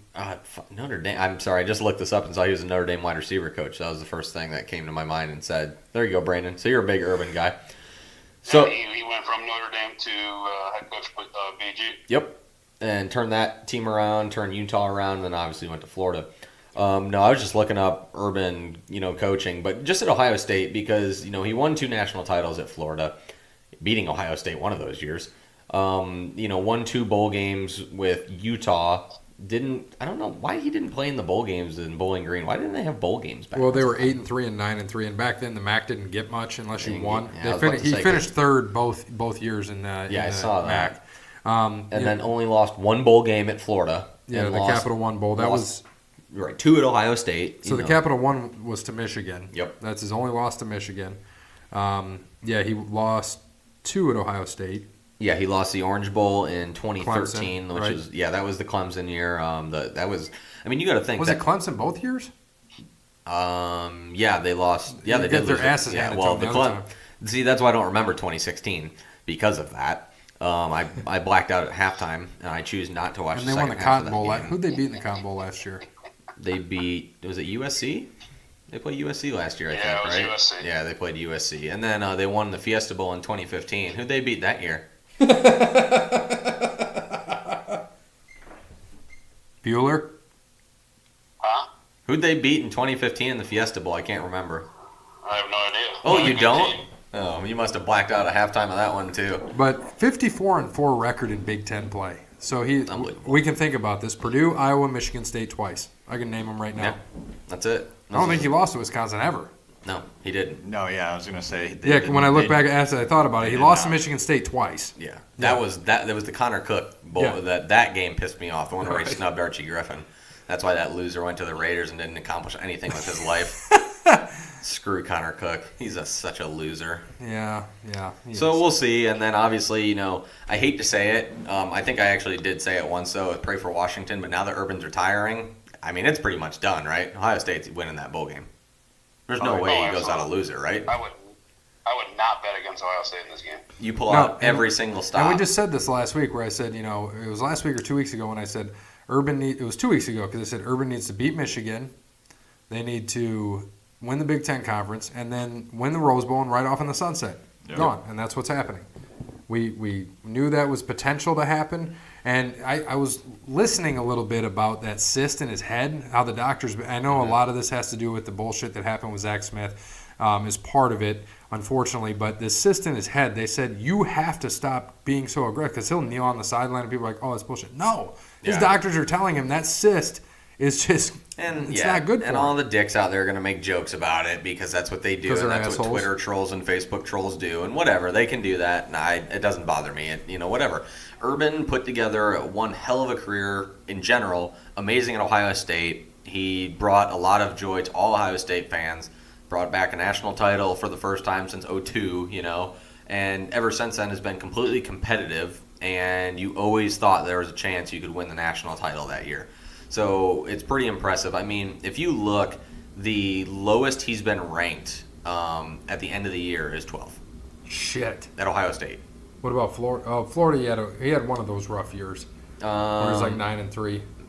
13th. Really? So the worst he's been at the two big schools. Where was he? What about Utah? Utah, he was 21st. The first year and the second year, they won the Fiesta Bowl. They ended up finishing 4th. Unreal. His first year at Florida, they was 12th. Second year, national title. Third year, they lost to Michigan in the Capital One Bowl. It was funny. They came in 16th and finished 13th, which is odd after losing a bowl game.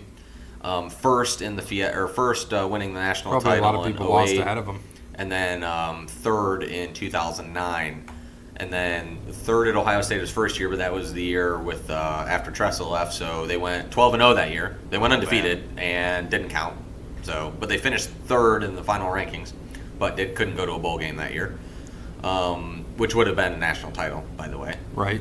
And I think that was Braxton. Is that Braxton year, right? Yep. Yeah. I think that was his last year, I want to That say. was his last year playing quarterback. Yep. Yes. No, It wasn't his last year playing it was quarterback. his first year playing quarterback. Oh, was it? He was that's he was right. quarterback in 14. He was the That's second right. string, Maybe it was prior. and then Cardell was the third. Yeah, maybe prior was 2012. Yeah. I can't remember. Regardless.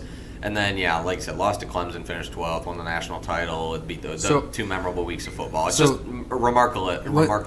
Let's talk quickly. I know, just to bring this up because I'm thinking about it. Your I don't want to say the monument. What the hell is the monument? I can't think of the damn name. Statue. A statue. No, with the four presidents.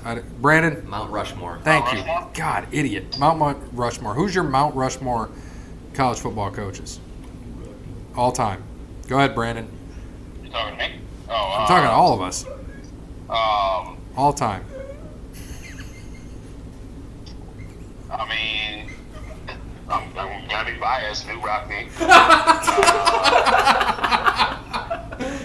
Lou Holtz, He's put been all time. put him You sec. Put Lou say Holtz the last second. Just 20 put years. just No, put stop. Lou You said Holtz all second. time. Put him second. You said all time. Just put Lou Holtz second. Give us your third and fourth. Okay. So New Rockney, Bear Bryant.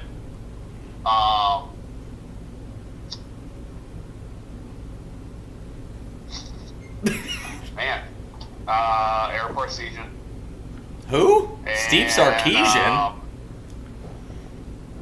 Who did he say? I don't know what he said. Who'd you say?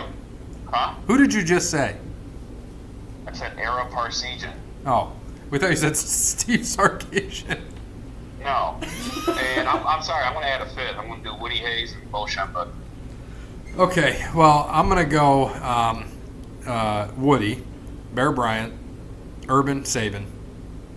I'm good with that. Yeah, definitely Urban, Saban, because I'm more of a contemporary kind of person.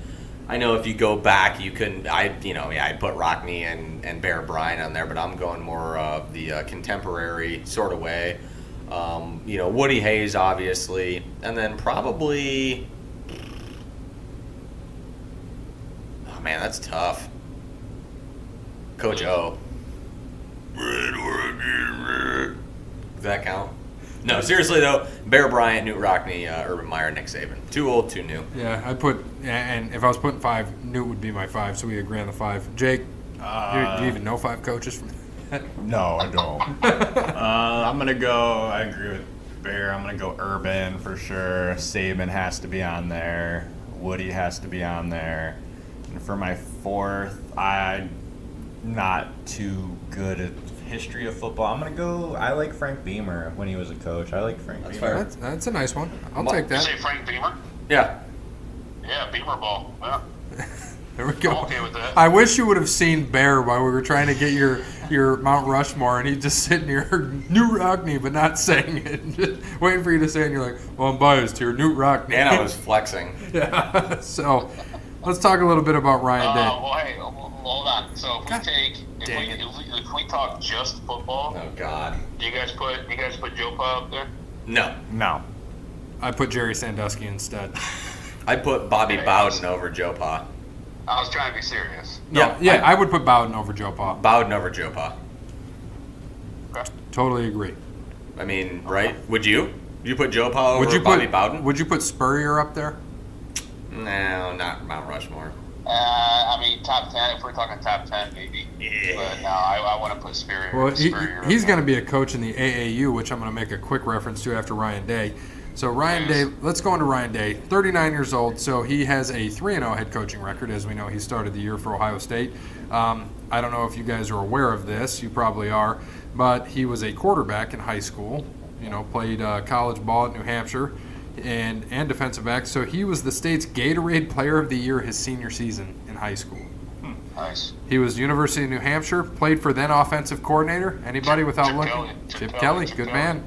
Chip Kelly. Newt Rockney! He set 4 records at New Hampshire, including percentage, and touchdowns. After that, he had kind of an interesting, if you look at this, his tenure. So he was the tight ends coach in 2002 at New Hampshire. In 2003 and 4, Boston College as a graduate assistant. 2005, graduate assistant in Florida, where he met Urban. 2006, wide receiver coach at Temple. 2007 to 11, wide receiver coach back at Boston College. Back at Temple for 2012 as the offensive coordinator, wide receivers coach. 13 and 14, back at BC, offensive coordinator and quarterbacks coach. Goes to Chip Kelly with the Eagles, and was that the year he was with the Eagles? Because then he went with them with the 49ers as quarterbacks coach. Then he went to Ohio State in 17-18 as the offensive coordinator and quarterbacks coach. That was this year and last year, and then now he's going to be the head coach. Then I'm excited for him. It'll be very interesting. He's keeping a lot of Urban's guys. A couple of recruits backed out. It's understandable. Also, Urban's going to stay with the university, and I was kind of hoping he'd stay in some sort of Did they say what he's recruiting. going to do? No, they haven't. No, I'm hoping they'll he make him a stays. job. I'm hoping he stays in some sort of recruiting role. Because his wife works there too, right? Yeah. Yeah. So he'll have a job, something on the football staff, obviously. Like I said, it would be awesome if he was like director of recruiting. I know they already have one, and he's a very good director of recruiting. Obviously, we have a top 3 class every single year. But I really do think that, it's good for him to be around. He'll be able to be in Ryan Day's here. I'm excited for Day, to be honest with you. It'll be maybe a little bit tough next year, but they have a young team that he knows coming in. Pretty much the same team. Not many people leaving. I think they're losing like 17 or 18 seniors, fairly low. Most of them backups. And one shitty right tackle who I'm so happy is leaving, Isaiah Prince. Mm-hmm. Thank God. So it'll be interesting. I'm certainly excited that he'll be on the sideline next year, and I think he, from what you've seen, what you've heard, he's a stand-up guy. He's a family man. He has 2 young kids. I think that he could certainly be the coach here for a long time, 10 years plus. Very, very possible. He's pretty much fallen into a dream job. Right. Yeah. There's maybe 5 or 6 dream jobs around the country. You know, Ohio State, Alabama, Notre Dame. Yeah, not Michigan. Screw them. You know, probably. Oh man, Clemson right now. yeah, right now I hate Dabo too. Yeah. Can't stand him. Yeah, right now Clemson. Georgia but wouldn't be I'm bad. talking just schools that have. Oh, USC. Yeah, would be USC, right. Florida State would be one. Schools that have just had the tenure. So Texas, we got Yep, Herman there, Texas though. He's not also. going anywhere. Yep. Who could be Ohio State's coach had he stayed? With Urban going, Herman probably would be the coach. Yep. But I'm glad it worked out this way. yeah, I am too, and I don't mind Herman. I don't know with all the other crap that went on. I don't really care. He was a good coach. He was a good offensive coordinator. Yep. So we'll see. And yeah, you know, Ryan Day, as you said, was with Chip Kelly and had, you know, the running quarterbacks. He had Mike Vick and he had Colin Kaepernick. So we're going to see what they do, and, you know, that could push Haskins' way. But Haskins is such a talent, I don't think he'd want to do that.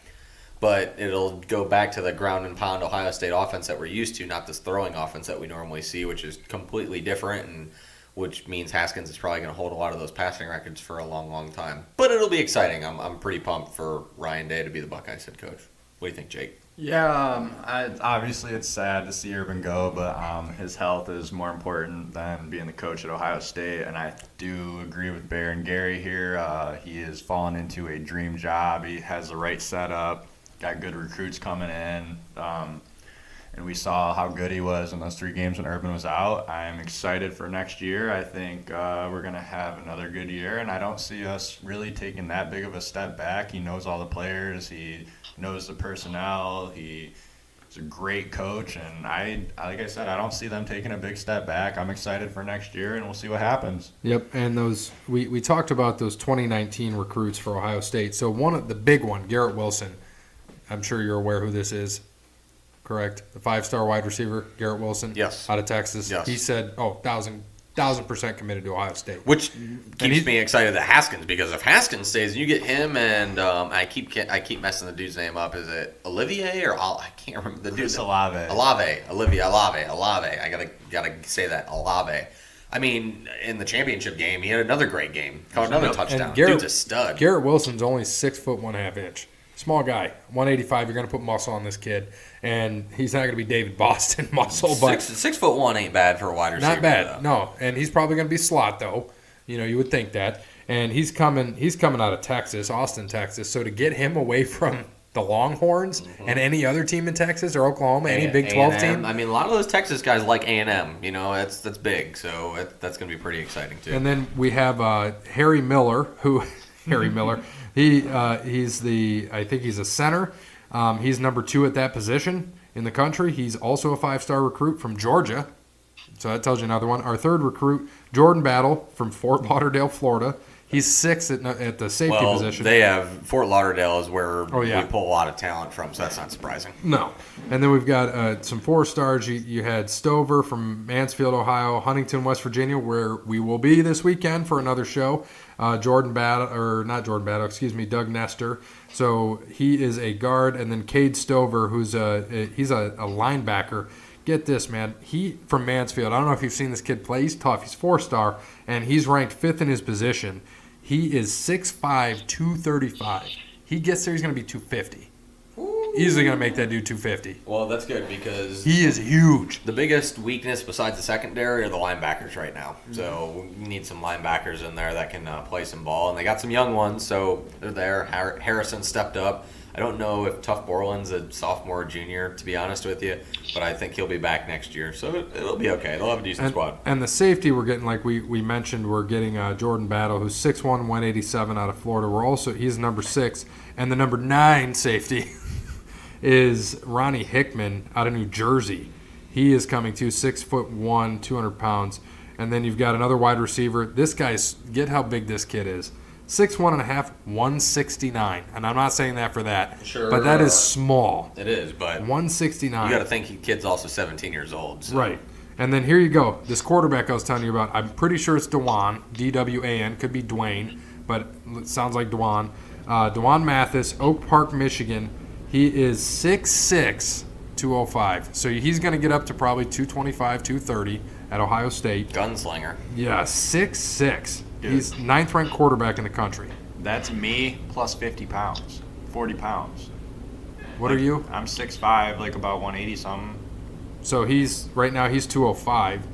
So Dude, that's a big dude. stand up. I just want to look at you because I got to picture this kid and make it. That sounds nice. I got to color him. Jeez. Way to drop your stuff. Yeah. I put 20 pounds on, but probably put 40 on you. And that's how big that kid's going to be. And so it'll be interesting to see how he does coming through. Yep. I'm interested to see it. We can get. I want to talk real quick about the Alliance of American Football, because we talked about XFL earlier. So here are your 8 teams. You've got the Atlanta Legends playing at Georgia State Stadium. Brad Childress is the head coach. You've got the Birmingham Iron playing at Legend Field, 71,000 there. Tim Lewis, head coach. Memphis Express playing at Liberty Bowl Memorial Stadium. Mike Singletary is the coach. Orlando Apollos playing at Spectrum Stadium. Steve Spurrier is the head coach. Arizona Hotshots, not Atlanta, playing at Sun Devil Stadium. Rick Neuheisel, head coach. The Salt Lake Stallions playing at Rice Eccles Stadium. Dennis Erickson, not Eckerson. I was about to say Dennis Eckersley coming out of baseball to coach. Right. The San Antonio Commanders playing at the Alamo Dome. Mike Riley, head coach. And then San Diego Fleet playing at SDCCU Stadium. Mike Martz is the head coach. Mike Martz. Right. So, but you're getting guys here that you're not going to probably see in the XFL, and their TV partner is CBS and the CBS Sports Network. So we're going to see this on major networks. Romo and Nance. Yep, that'd be interesting. And the league, the 8. They're centrally owned and operated teams, all but one located in cities on or south of the 35th parallel. So it should be interesting. And it was Charlie Ebersol announced it, and it's overseen by former NFL general manager Bill Polian, former Steelers safety Troy Polamalu, executive J.K. McKay, and advisors also include Hines Ward, Justin Tuck, and Ebersol's father, who retired from NBC Sports. And he was a co-founder of the short-lived XFL. So, do you think they're doing this, like his son's doing this to compete with Vince? Do you think that's why he did? Because it came out after Vince announced XFL, and XFL's not coming till next year. It's very possible. I mean, why not? What do you think, Brandon? I thought that Ebersol's kid was going to be a partner with Vince, and that's why they were going to be on NBC. So I guess I got my information wrong, but they're going to be on CBS. Yes. I mean, he could be. Yeah. I mean, I would, because XFL is probably going to be. I don't know where they're going to broadcast their stuff. I mean, these two leagues are going to be played at the same time. So I'm assuming. Except it's not coming till next year. The XFL is not. Yeah, that's what I'm saying. 2020 for the XFL. 2020. I'm sorry. Yeah, so it could be, because I think XFL is going to go back to NBC. They're going to try that out again. Got the Alliance on CBS. And Vince, by the way, cashed in 1% of WWE stock for another $23 million. Yep. Yeah, I mean, it's, your average football fan is going to be like, oh, well, I don't want to see this. I mean, some of the people, I already looked at the rosters. I looked at it the other day. There's some guys, on this that, NFL experience, no, playmaker, no, real famous people that, names that stand out, but guys that, backups in the NFL, definitely. But, I mean, as a football fan, as a guy who loves football, who can just watch a pickup game, in the backyard of a park or something, I'm excited for both these leagues. I'm going to watch both these leagues. It's just more football for me. The talent might not be there for the average football fan, but for me, I'm going to love this. But to go back to your question, it kind of, veers right there a little bit. They could be. I mean, it could be competing with Vince on this. I mean, if they're going on CBS, XFL, and NBC, they have to be playing at the same time. Yeah, I can see a little competition there. Yeah, it'll be interesting. Right now, just because I don't know, and you see who's backing the AAU, I think they are going to outdo the XFL just by you see who the backing is. Vince McMahon, because of how the XFL was before, I mean, some people still have that taste in their mouth. Obviously, this is going to be a lot different, And it should be interesting. And they are going to, I believe, own all 8 teams. The XFL is, if I'm not mistaken. It'll be interesting to see. I don't know who is going to be doing the broadcasting. Brandon, you can get a job if you go to XFL's website. They have a careers page. I already tried. You Already done that. Are you serious? Swear to God, yeah. What'd you try to do? Well, a coach, obviously. I figured like water boy or laundry guy or something.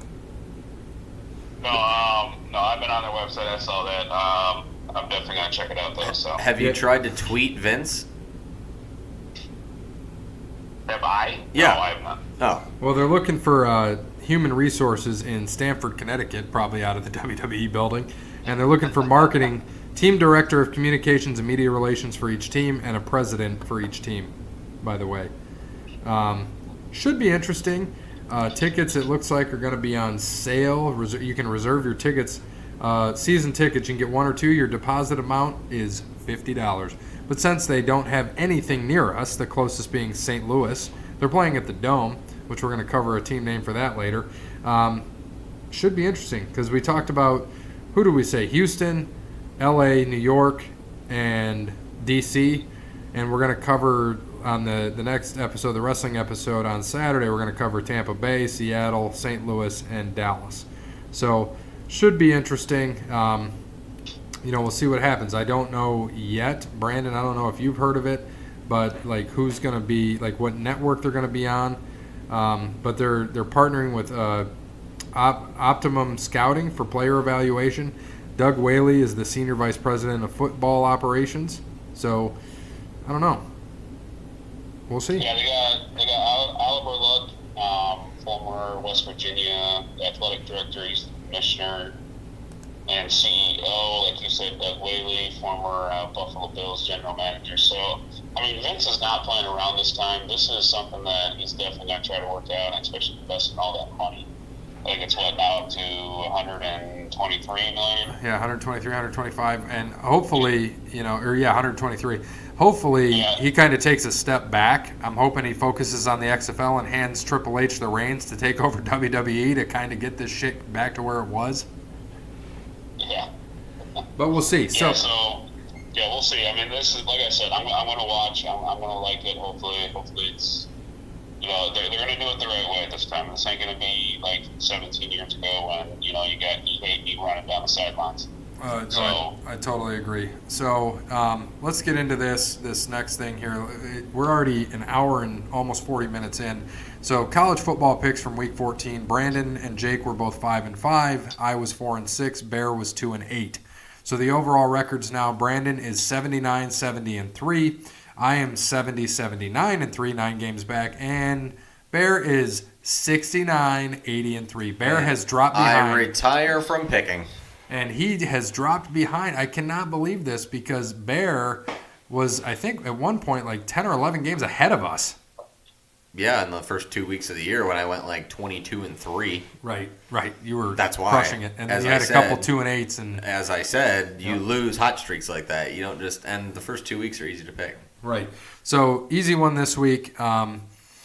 It's one game.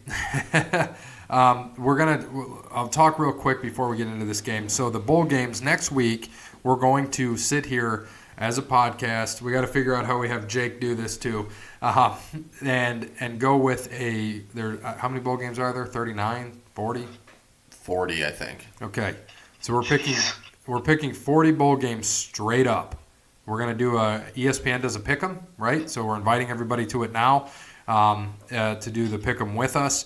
And then each week, we're going to find out what the schedule of games are, and we're going to pick the line. And that's what will go towards our record for the rest of the year. But we're going to pick all the games, the bowl games, straight up and see what happens. We're going to have, I think Shiv is going to be on, hopefully, next week.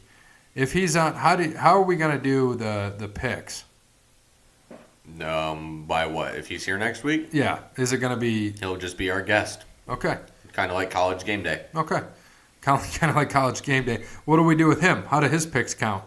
Sorry, I'm pointing at Jake. Jake's on the podcast now, so we... So what if we tie 2-2? Is Shiv the tiebreaker? No, That's I what don't I'm trying like to that figure 'cause out. it's not on the podcast. So if we're 2-2, we flip a coin. are you serious? Sure. That's probably the most fair thing, right? Or what we'll do is we'll put. We'll flip a coin. Screw it. I was gonna say we could put cards on the table and just draw, but that doesn't work. You just pick highest card or something like that. Brandon, it doesn't matter. Brandon can't. So we'll just, if it's 2-2, we are gonna flip a coin. Oh gosh, this will be interesting. First bowl game is December 15th, so yep. 10 days from today. Yep. Which is Saturday, correct? Exactly. So we're gonna next week. So we're gonna pick anything Saturday, Sunday, Monday, Tuesday, Wednesday, because we record on Wednesday, so we have to pick that Wednesday game if there are Wednesday games. So how many games will we be picking the spread on next week, besides the straight up games? So we got 40 straight up games. Oh, please. Which next week, I'll talk about this. So next week, we are not covering NBA. We are not covering NHL. We are not covering NASCAR. We're not covering anything. We're jumping right into college football. So 8 games. There is 1, 2, 3, 4, 5, 6 on the 15th, which is that Saturday. There is 1 on the 18th, which is the Tuesday, and there's 1 on the 19th at 8 p.m., but we'll already be in the middle of recording, so we'll pick our game next week for that. So next week. So we got 8 games we're picking. So then the 20th is that Thursday, and then we'll pick from there. And I'm not going to do math on those. No, we won't. What I'm going to do. We've got a long drive this weekend, so I'm going to actually try to put together the agendas for the rest of the year, so that we are ready to go. And we'll have to fill in with what happens. Obviously, when news comes up, we're going to fill it in. But let's just get to this week's game. One game, Navy at Army. Army is a 7-point favorite. Jake, what do you got? I'm going Army wins and they cover. Okay. Brandon? Army by 10. Go Army, beat Navy. I don't know if you've seen their unis. Holy shit. Dude. The black on black. The black on black, dude. Oh my. Holy shit, those nice. are awesome. Army by 57. No, not that much, but Army will cover. Come on. They're going to cover more than that. How many? Not 69, but that would be a good number. There'll be too much running for that. No, if you want a serious, I say we all put in one game, all scores. So I'm gonna do Army 34-21. Let's go. I'm gonna do Army. Let's go 35-17. Brandon?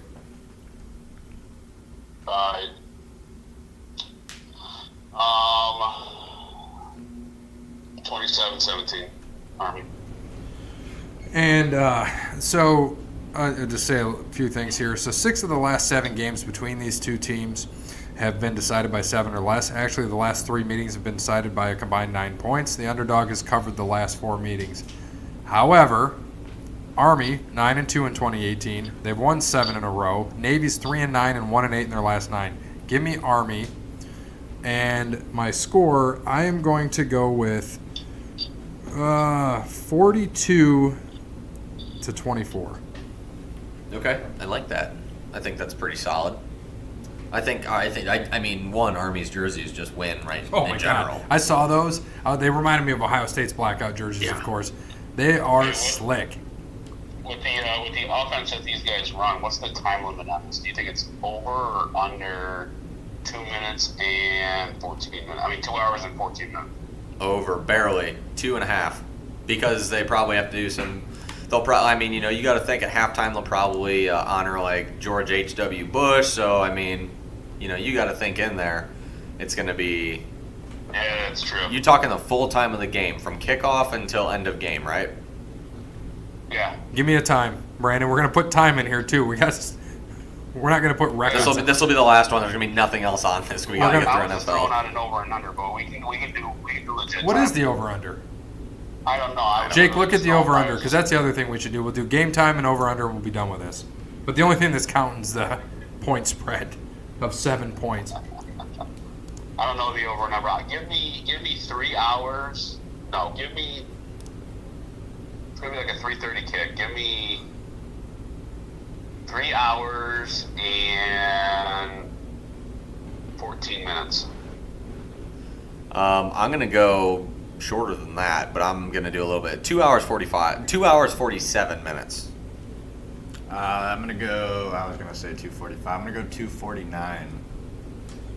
They're going to go 269, which would be 309. Give me 315. You should have went 316. Yeah, I'm going to do that. 316. There you go. Brandon, 316. Give me the over-under, Jake. All right, well, it started as a 52.5, and it's down to 39.5. What? No, That can't be right. No, that's got to be. That's team. 52.5 sounds right. Oh, no. Opening as high as 52.5. The total for Saturday's game is down to 39.5. Yeah, check Bovada.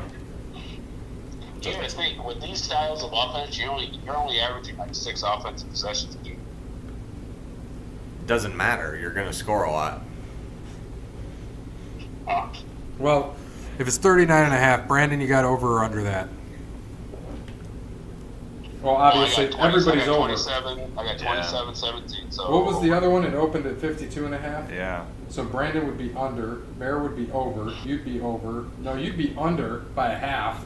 No, I have it at 40 right now. So everybody's over. Okay. We're all taking the over. All right, so let's move on. NFL. Last week, Jake and myself were 10-7, and Brandon was 9-6. 10-6 there, Cowboy. You can't play 17. Or I'm sorry, games. I am so sorry. You guys were 9-7. He and I were 10-6. There we go. So that puts me at 124, 60-2. I got another game on Bear, who's now at 122, 62-2, and then Brandon's at 114, 70-2. The podcast is on there at 124. We're at 124. But really, it's 125. Yeah, nobody cares. How many are we ahead? I know we're ahead by 1 on Wellington's because I missed the Browns game. No, we're ahead by 1 on Gary's burner account, not Wellington's. We're ahead by 3 on Vialese, who we still have no idea who this is. Yeah, so, no idea. And We will find you. They're slowly climbing the rankings, which is scary. Didn't they drop? How many did they get last week? They tied us. Oh, So they're still the same behind. Still the same. But they're in third, though. Mr. Perfect in fourth at 119. Jeremy. 5 behind. Hot Friend at 115, only 9 behind. She tied us as well last week. Wonderful lady, by the way. And thank you. For her. She's She very. really is. She was nice to meet her. We all had the opportunity to meet her. Great lady. She is, definitely. She's tied with West Texas Rednecks. Do we know who that is? Do you know who Yep. that is? Okay, gotcha. They're both at 115. They both had 10. And actually, I don't know the person, but I know. Okay. Yeah. Well, and it was funny because on Sunday when we were watching the Browns game, watched the first half of the Browns game before we went up to Detroit to go watch the Red Wings, and it was funny because she's like looking through, like she is into this, looking through, saying, "Oh, well, we have these 2 different picks, but all the rest are the same. So if I get this right, I'm gonna jump in by that." And it was funny. She was like intense. I was like, "That's awesome." So Would you tell her our picks? Oh, she listens. no, to the show. she's talking. No, she's talking about West Texas Redneck. Oh, yeah? No, she was She's trying to catch him? She's just trying. No, she's trying to beat him and just gain on everybody. So she's kind of looking ahead She a little can still bit. catch but us. She's Well, looking. you know what? You got yourself a winner there. There you go. Well, she's put up 115 wins. So that's a lot of wins. So Yeah, and she started from the beginning on this. What ex-wife get last week? she has more wins than Brandon. Oh my God, she does. I just realized that Brandon's got 114. She should be. I just realized that. She's gonna replace you on the show, Brandon. Jesus. Oh, that's good. I just look. That is awesome. And just to finish out, Mr. Johnny Walker sitting at 111. He's not out of it yet. Keep it up, Johnny. We got what? 4 more weeks, 14, Yep. 15, 16, 17. Yep. 4 more weeks of football. So no one right there is out of it at all. We could have a couple of stinkers coming up. Joe Schmo in 8th at 110. Justin from Twitter at 107.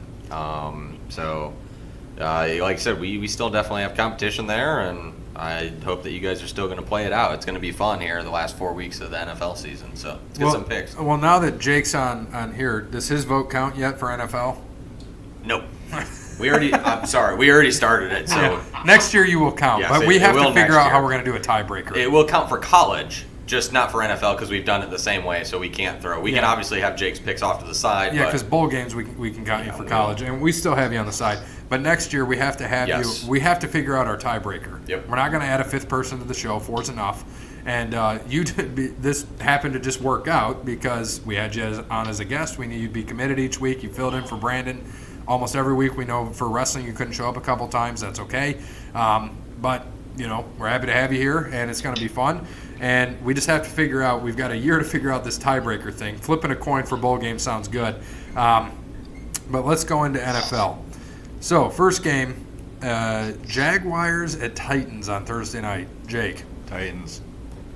Yeah, Titans. And God, did you see that? The Titans beat the Colts, or I'm sorry, the Jaguars beat the Colts 6-0. There were 5 NHL games last night that had more points than that. Oh, I was The Colts, who we just talked, and I listened to it this morning. Brandon said 8 games in a row, 3 touchdowns for our boy Andrew Luck.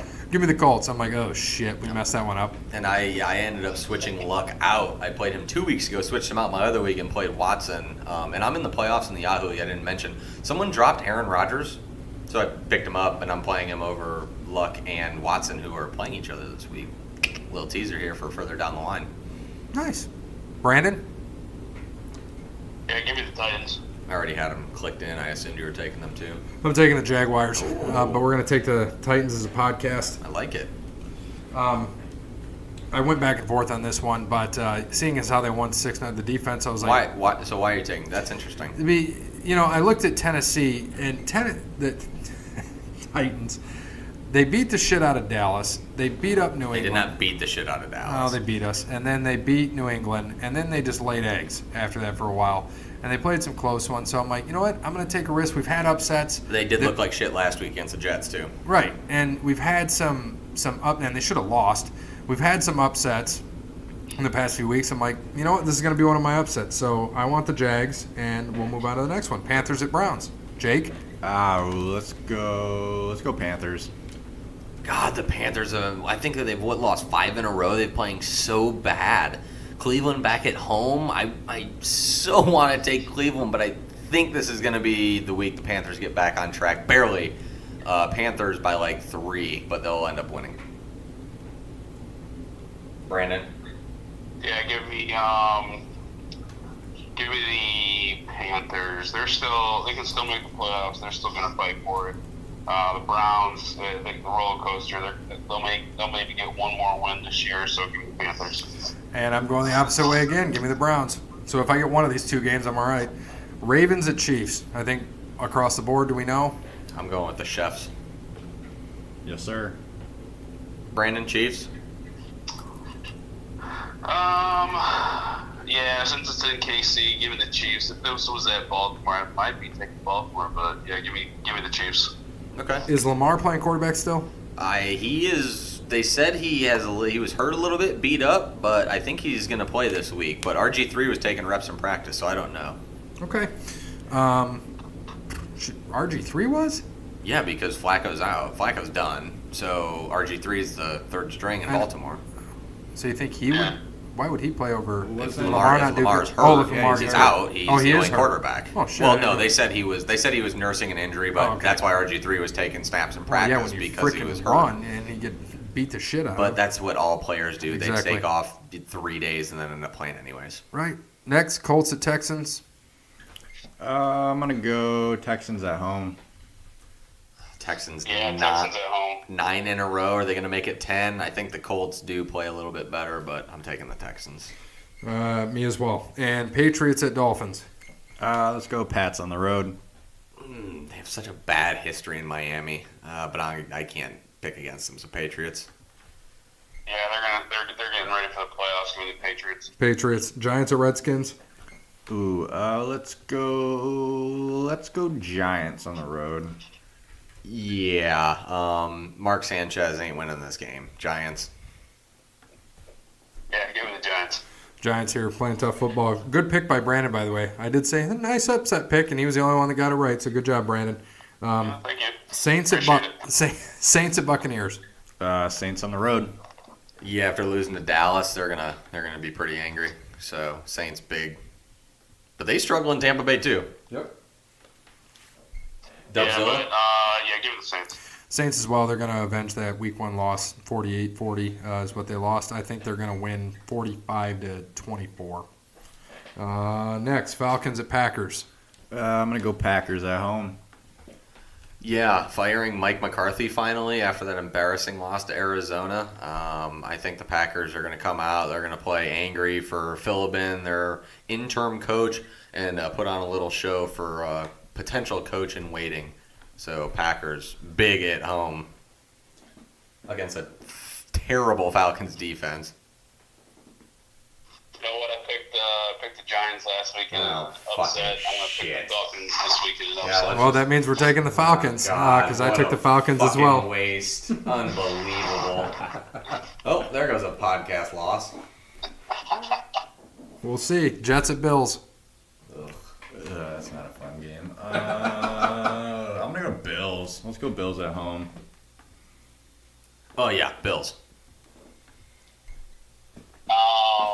I don't even. Is Sam Darnold even playing? I think he was questionable this week again. I don't know if he was playing or not. He was questionable going into like late Sunday before they played the Titans and was ruled out. So he should be ready to play this week. Yeah, I mean, yeah, it says he's on track, ready to start. So, yeah, it's going to be the battle of former USC quarterbacks here. So they're both terrible anyways. But give me, yeah, because I think Barkley's still the quarterback of the Bills. Give me What the Bills. the fuck are you talking about? Just make the damn pick. Huh? Just make the pick. No, I said Barkley, I think, is still quarterback. We know what you said. We don't care. Who are you picking? Give me my analysis, just like you all are doing. Give me the Bills. I have the Bills as well. Damn it. Jesus. Bengals at Chargers. Still going with them, Jake? No, I said last week I'm done picking them for the year, so I'm gonna stick by that. I don't think the Bengals score a touchdown. The Chargers are going to be my defense for my DraftKings picks coming up way under the I don't line. care, Bear. Just make the pick. Don't get mad at me because Gary owned you. Yeah, Chargers after upsetting the Steelers, which was great to see the Steelers get hosed by a bad call because they never do. Talk about two different halves. Oh my! I mean, they were blowing them out, and I was driving home, and I was like, I don't even want to listen to this on the radio because I just don't care. So we listened to music, get home, see the Chargers tied it. It was like, what is going on? Right. Brandon? Just give us a pick. I got Chargers too. Broncos at 49ers? Broncos. Yeah, Broncos. Broncos. Give me. Yeah, by the way, Emmanuel Sanders tore his Achilles today in practice. Yeah, we know. that's Give unfortunate. me the Broncos. Eagles at Cowboys. Let's go Cowboys. Someone else pick. Brandon? Eagles. Bear? Gary. Cowboys. Picks on you, buddy, for the podcast. It'll be 2 podcast losses. I'm taking Dallas. I hope not. They win this, they win the division. Yeah, pretty much. All right, Steelers at Raiders. Steelers. Yeah, Steelers, big time. Yep, Steelers. Steelers. Lions at Cardinals. Lions. This is a tough one. I think the Cardinals, after that big win at Green Bay, I think that the Lions end up taking this game a letdown at home. So give me the Detroit Lions here. Yeah, give me the Lions. Lions. Next, Rams at Bears. Ooh, I'm gonna go Bears at home. I think that defense is gonna have a good game. Trubisky should be back too. I just think the Rams are going to be a little bit too much, but it's going to be interesting to see how the Rams play in a playoff environment in Chicago because Soldier Field's going to be hopping Sunday night. But I'm going to take the Rams. Yep, give me the Rams. And the Rams. Monday Night Football, Vikings at Seahawks. You going to change that? Yeah, I drag it across. I'm gonna go. Let's go Vikings on the road Monday night. They have to win. They have no choice to win right now because I don't see them. This will be big for the wild card, and Seattle right now is in the driver's seat of the wild card. Minnesota has to win this game. If they lose, they're going to be in big trouble. So I'm going to take Minnesota to pull the upset on the road against Seattle. Very close game. Well, as a podcast for taking Minnesota, I am taking the Seahawks. Brandon took Minnesota? Yeah, Seahawks playing good football. They keep rolling. Give me the Seahawks. Oh, never mind. We're taking the Seahawks. I was like, what the hell are Sorry, you I'm talking thinking about? that Jake took the Vikings. You do another shot of Crown Apple that I missed, or what? No. No. So, sea chickens for us. Sweet. Some good games this week. I really think that Rams Bears is going to be fun. Vikings Seahawks. This is the first time I think we've had 2 back-to-back Sunday night, Monday night games that are going to be pretty entertaining, especially for the playoff chances. You know, the Bears pretty much, if the Vikings lose, they wrap up the division right there. And if I should say if they win, they wrap up the division, excuse me. But if Minnesota loses, they pretty much wrap it up also. So it'll be fun. And we're going to see how the Rams play on the road. That's going to be big. In the cold. You and I have 4 differences. So either you're going to catch me and pass me, or we're going to tie and be split again. Or we'll take 2 and 2, and it'll be the exact same. Right. And then the podcast, I'll still be stuck one behind the podcast, or, maybe Wellington will overtake the podcast. Anything could happen. Should be interesting. A lot of my picks were upsets this week. So will be interesting. DraftKings picks, what do we got? Quarterback for Brandon. Aaron Rodgers. Yeah, Aaron. I'm taking him also. I'm going to go Breeze this week. Breeze here. Running back, Brandon. Christian McCaffrey. I'm taking Aaron Jones. Stick with the Packers. I'm going to go. I'm going to go Alvin Kamara. Zeke. Wide receiver. Brandon. Mike Evans. Devontae Adams. I'm sticking with the Packers still. They're going to destroy Atlanta this week. Big Packer stack. Wide receiver. Mm-hmm. I'm going to go Amari Cooper. I like it. I had him originally. Give me Antonio Brown. Tight end. Brandon. Give me George Kittle. Good pick. I'm going to go Travis Kelce at home against Baltimore. They don't defend tight ends very well. Same here. I'm going Pittsburgh's tight end. Who is that again? There's 2 of them. Vance Jesse McDonald. James or Vance McDonald. Let's go Jesse James. Okay. Or you could just take the core. And defense. For the Giants. Chargers/Bills. I like both. Can't pick between them. And I'm going to stick with I'm going to go with the Bears. I think that Bears defense is going to have a nice game. And I'm going to stick with my upset pick and the team that just had a shutout. Give me the Jaguars. No, it's an off-the-wall pick, but I'm going to stick with them against the Titans All right. tomorrow night. All right, and the last thing I had on here for us, and we're a little over 2 hours now, the top 3 next iconic athletes. So right now, your iconic athletes, you got LeBron James. In the past, we've had Kobe Bryant, Jordan, all these guys. Doesn't necessarily have to be basketball. Anything you want. Top 3. Brandon, do you have any honorable mentions? No. Jake, honorable? You? Honorable mention, I know it's early. I'm going to go LeBron James' son, Jr. Bronny? Ronnie. Yep. I put Katie Ledecky swimming because she's not going to make my top 3. But, finally, back in, 14? What's that? So that's a good one. Yeah, she just doesn't lose, and she's young. She's the one that swims I don't know, shitload of the them. marathon races, right? The Yeah, and longer she does a ones. lot of them, She's 200, 800, right? Yeah, Yeah, she's at Stanford right now, I think. she's unbelievable. Number 3, Brandon, The Greek Freak. like it. Jake, Number 3, let's go. I'm going to go Zion. I think once he gets up in the NBA, he's going to have a nice career. also my number 3. That was also my number 3. So there we go. That Nice. one easy. All right, number 2, Brandon. All right, well, your guys' number 3 is my number 2, Zion Williamson. All right, number 2, Jake. Number 2, let's go. I'm going to go football here, and I'm going to say Haskins in the NFL. My number 2, I don't know. I don't think he's already a quote-unquote iconic athlete, but he will be when it's all said and done. Ezekiel Elliott. Also my number 2, Ezekiel Elliott. Number 1, Brandon. Patrick Mahomes. Also my number 1. Also my number 1. So we had the same top 3. Kid's a frickin' stud, man. I love Mahomes. He's going to be Brett Favre times 3. Yeah. And what about you, Jake? I had Zeke as my 1. Okay. So, Bear, we agreed on all 3. That's nice. And we all pretty much had the same things. I like Dwayne. I hope Bear is right. I know I said I don't think he's going to be, but I think it truly depends, Bear, because I know we're going to talk about this in the future for a long time, where he ends up. And I hope he ends up at a team that knows how to freaking use him. Yeah. And to make him into a good quarterback. And you know what maybe, I love? Maybe Dallas will just trade up and use all their picks and get him. I'd be okay with it. He's going to go early. If he let's say he leaves now, he's going to go early, obviously. We know Nick Bosa is probably going number 1.